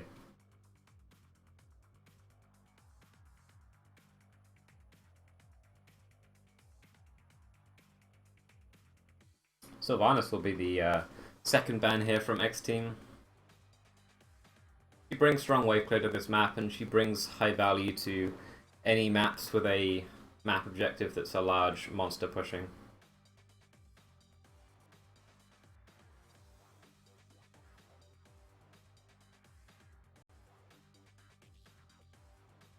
I expect Azul to be picked up pretty quickly here on this map, but so far we haven't seen any Zul today entirely, so maybe these teams just prefer not to play him. Kael'thas will be the first pick here for Zero. He's been growing in popularity so far, so not surprised to see him here.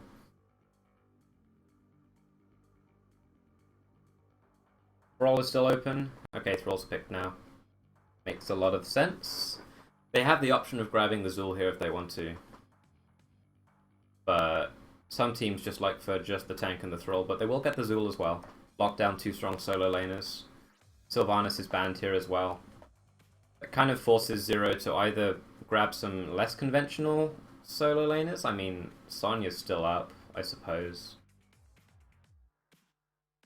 This is one of Zagara's best maps, but she's kind of fallen off pretty heavily in the last month or two.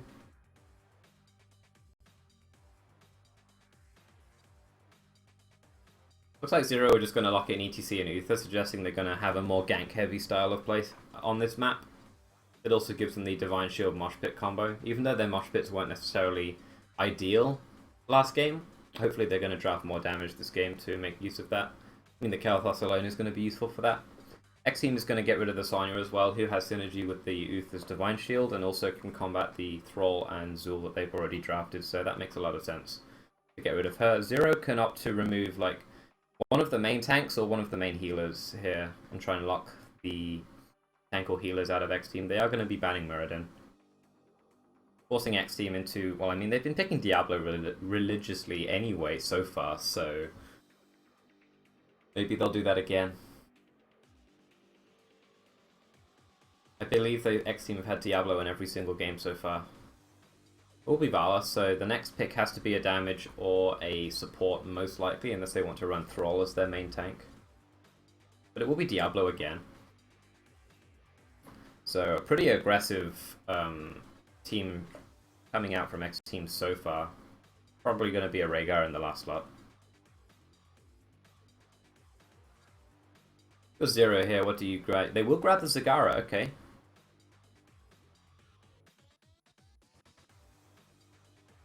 And the Tassadar as well, so they are pretty all in on this Kael'thas blowing people up, but Zagara and Tassadar will be able to hold their own against the Thrall and the Zul pretty nicely here. And it will be the Rhaegar last pick for X Team. So both sides do have cleanses to try and alleviate some of the stun combos that both sides also have. I suppose X Team is more of a root. But either way.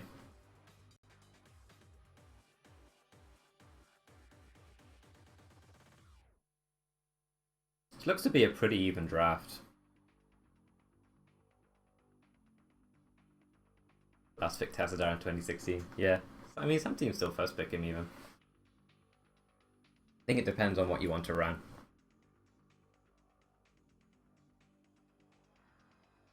I missed the support ban meta where teams forced Lili. That was an interesting time. That was just before Karazim showed up, I think.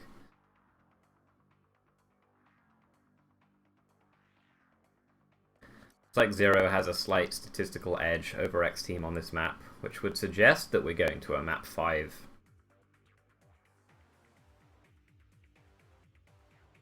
Looks like chat was preferring Zero's draft during this as well.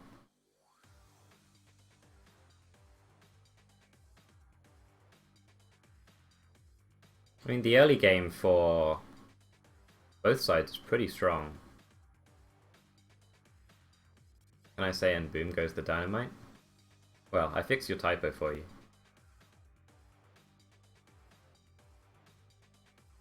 I wish you played a little bit of the Hero soundtrack, because very quiet background music. I mean, there is this stuff. I can turn that up if you want.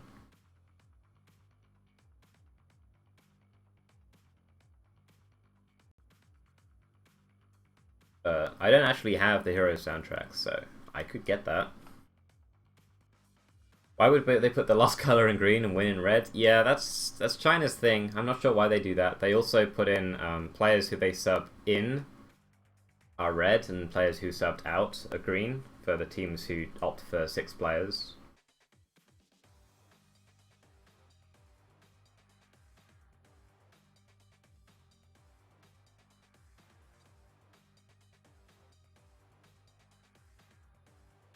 It's just a China thing. I mean, China like the color red anyway. It's like a lucky color. Oh god. And that's the other reason why I turn the sound down. Is that all of a sudden sometimes you just get deafened.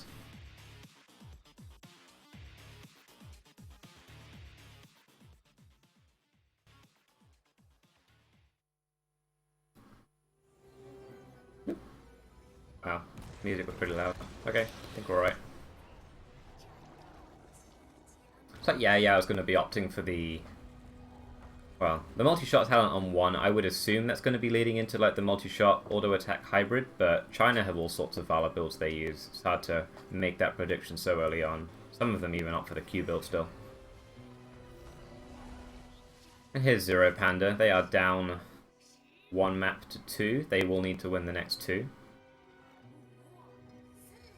If X Team win this map, they advance to losers round 2.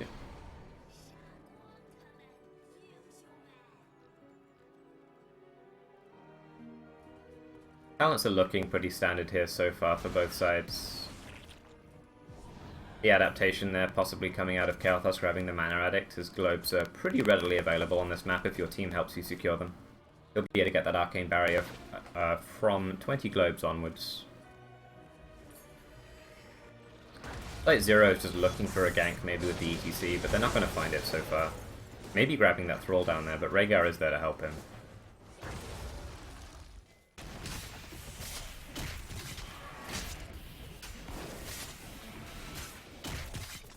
Caster, do I know any Chinese? I do not. I think I know, like, Happy New Year, and that's it. In some Chinese language, that's it.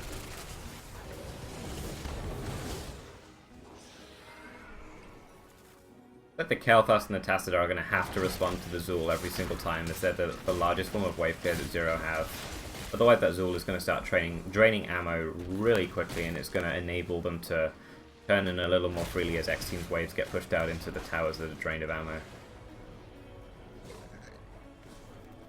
So far both teams just rotating up and down. I should fast forward past the egg roll conversation in the next break. If I could, I would.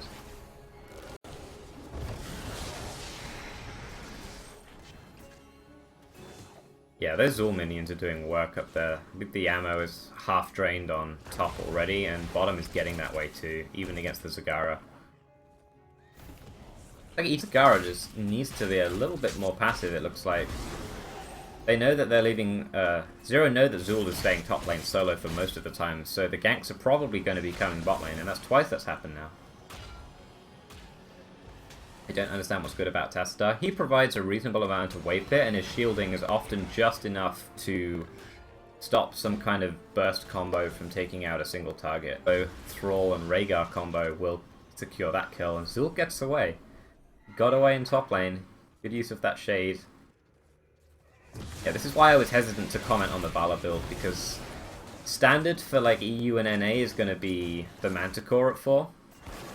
But instead we have the... Not sure what the talent name is, but it adds the 4th bounce to the Q. I also have Rhaegar here opting for the reduction on his chain heal cost at level 4. Again, another lockdown on this Zagara. This Zagara just needs to be a little bit more passive, it looks like. They know that they're leaving... Zero know that Zool is staying top lane solo for most of the time, so the ganks are probably going to be coming bot lane, and that's twice that's happened now. I don't understand what's good about Tassadar. He provides a reasonable amount of wave clear, and his shielding is often just enough to stop some kind of burst combo from taking out a single target. Also, going into a team fight, he can just slightly increase the health of all of his teammates, so that helps too. More of a utility hero than a support, though. But yeah, his shielding is often just enough every single time.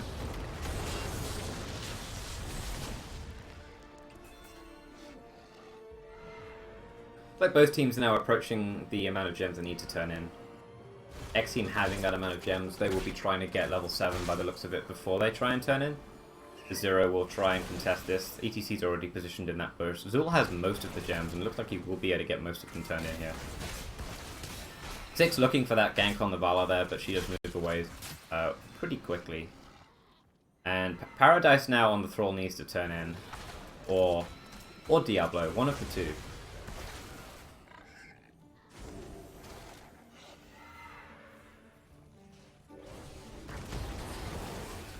Looks like the X-Team are just trying to force this turn in here. Maybe try and get one of ZeroPanda out of position, try and flip them over with the Diablo into the root. ETC's actually getting the one who's caught out here, but he will be able to use that face melt and get away eventually here. Does that buy enough time for a turn in though? It looks like Zool has gotten enough gems now from the bottom lane to turn in, but the roaches there will deny him that turn in on bottom. And Zero have bought enough time to get that level 7, and they have that turn-in potential now. Zagara does just barely manage to get away there in time. Good power slide from the ETC to secure that Zagara life. But during all of that time, I believe one of the X-Team members have turned in during the top.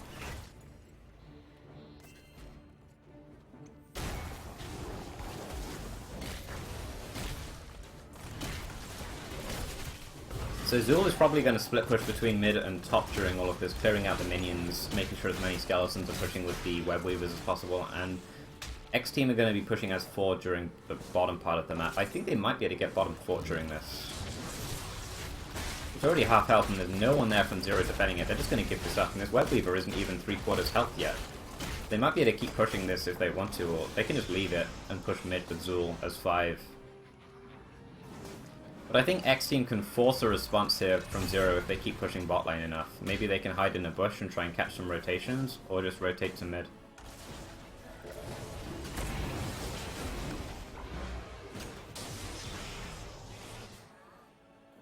There's the kill on Zagara again. I suppose she was trying to rotate somewhere. What is she doing out so far there? That corpse in mid. Oh my goodness. That's so far out. That's 3 times now. All 3 kills have been on this Zagara. Is Gilly's voice broken? No. So I'm sure you may have figured out. Yeah, Gilly and Zoia are doing DreamHack Austin this weekend, so they can't do Gold League, so... Zoia came up with the idea of me casting for you guys again, so... Hashtag blame Zoia. I mean, it's birthday, you know, he can do what he likes. We'll be having the Strafe coming out from Bala here, as opposed to the Rain of Vengeance. Sometimes we see the Rain of Vengeance. As soon as that was buffed, Rain of Vengeance was all the rage, but then people started drifting slowly back towards Strafe, especially in China. I'm surprised that we're not seeing the Rain of Vengeance just as another potential interrupt for the Mosh Pit, but I suppose between the Diablo and the Brawl there's enough of a interrupt there.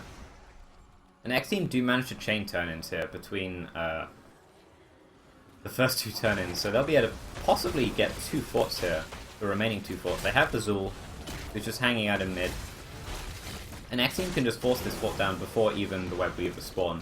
They have that heroic advantage over Zero, who aren't even level 10 yet. And looks like X Team will just be able to force mid now, get that last fort, push and aim for some inner towers.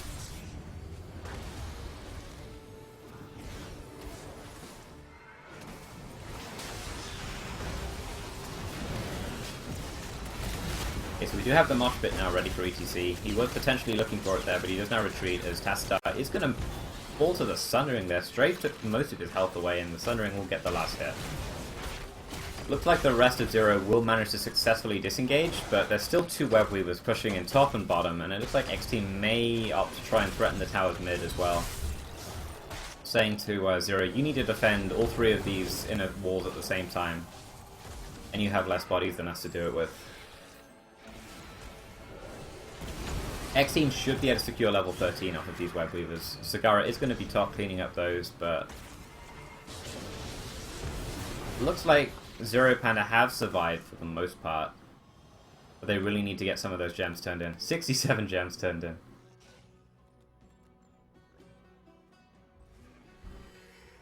Tassadar can die? Yeah. Tass can die. It's sad when he does. Probably a bug when he dies, to be honest.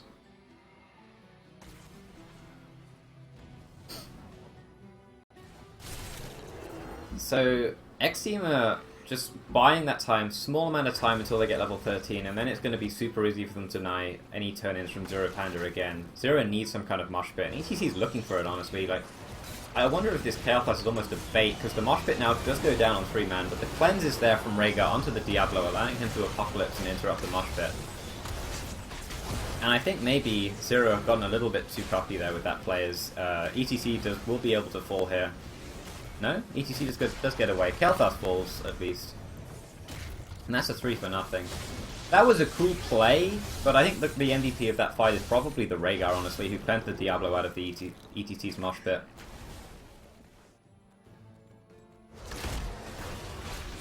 Supports don't get enough credit, so you get my pleb credit. Tau. Good cleanse. This boss will be secured now for X Team. They don't have enough gems to turn in. I wonder if ETC are actually going to sneak that turn in. It looks like he will be able to sneak the turn in there at least, so that's something for Zero. But honestly, this Web Weaver is just going to be like trying to stem the tide. It's not going to do too much damage. It might get like some outer towers, but the lanes are so pushed out for X Team here. The Web Weaver is just going to spawn next to their keep here on top lane. And mid and top are going to be cleaned up pretty quickly by the 4-man in mid and Zul bottom.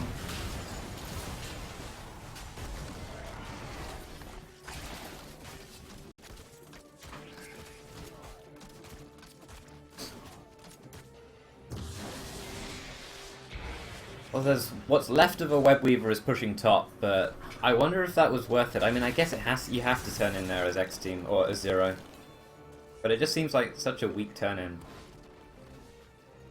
It pushed out top wave, I suppose, and helped defend against the boss. And I suppose that Zero also still have enough gems to turn in anyway, there or thereabouts.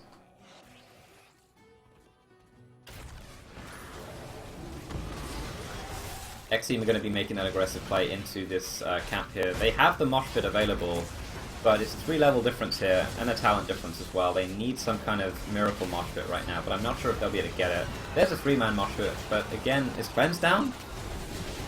Ancestral was definitely down, but I think this team fight is still going to go in the favor of X-Team, I want to say.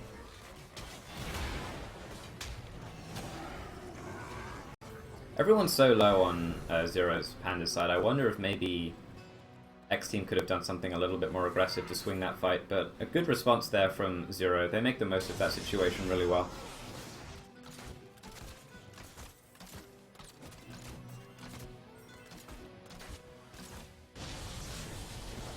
The Diablo does have that fast respawn, and Thrall's going to be back up pretty soon as well, and X-Team now again have 16, so... Yeah, ZeroPanda won that fight, but they're still losing the war overall. Zero have just enough to turn in between everyone of their gems, so they need 4 players to turn in with just as Zagara's own so far. That's going to be tricky to achieve, whilst being down 3 levels and the talent tier. You have that amplify damage coming out from Zool as well, so any target that he gets in that route is his own Muradin Tyrande combo on a point-and-click ability at this stage.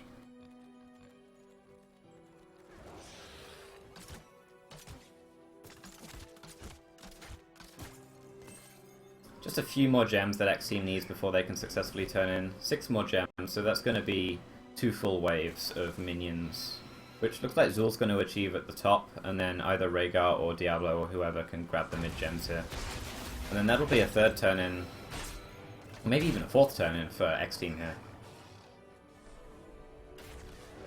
And I would imagine they're going to be going straight to the top fort. I'm kind of curious why Thrall isn't starting the bottom camp, but maybe they just want to get out onto the map as fast as possible and push the waves first, instead of getting that camp to help push the bottom lane.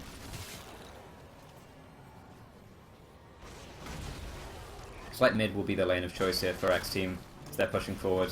Elegant's checking that bush, just making sure that there's not going to be any cheeky ETC flanks, but looks like he's just decided there's not going to be any and has moved away. He's still positioned up there, though. Yeah, okay, he's checking it again. He's seen the ETC now. Elegant just going to be keeping using that Fire Stomp just to figure out where that ETC is, where the mosh pit could be coming from. The way that Zero come back, and this is again those mosh pits, the mosh pits and the Moors, and getting that chain bomb value off of those.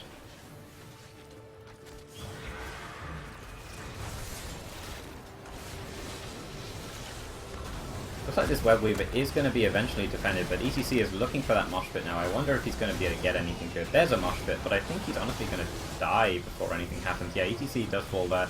Tassadar's solo, Kael'thas is solo, the Strafe is getting pretty mad value right now. That might just be game over right there. There's the Sundering kill onto Tassadar. Burst through his prescience, if it was even up. Paradise wanted to attack the core before it was even vulnerable. And there's the B-Walks coming out from X-Team, then and they win. Who do they move on to face? Let's have a look. So X-Team move on to face Edward Gaming. And I'm sure Zoia is waking up.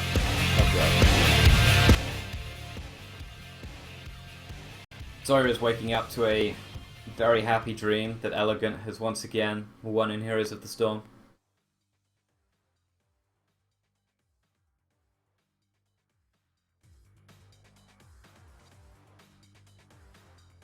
That's our first series done.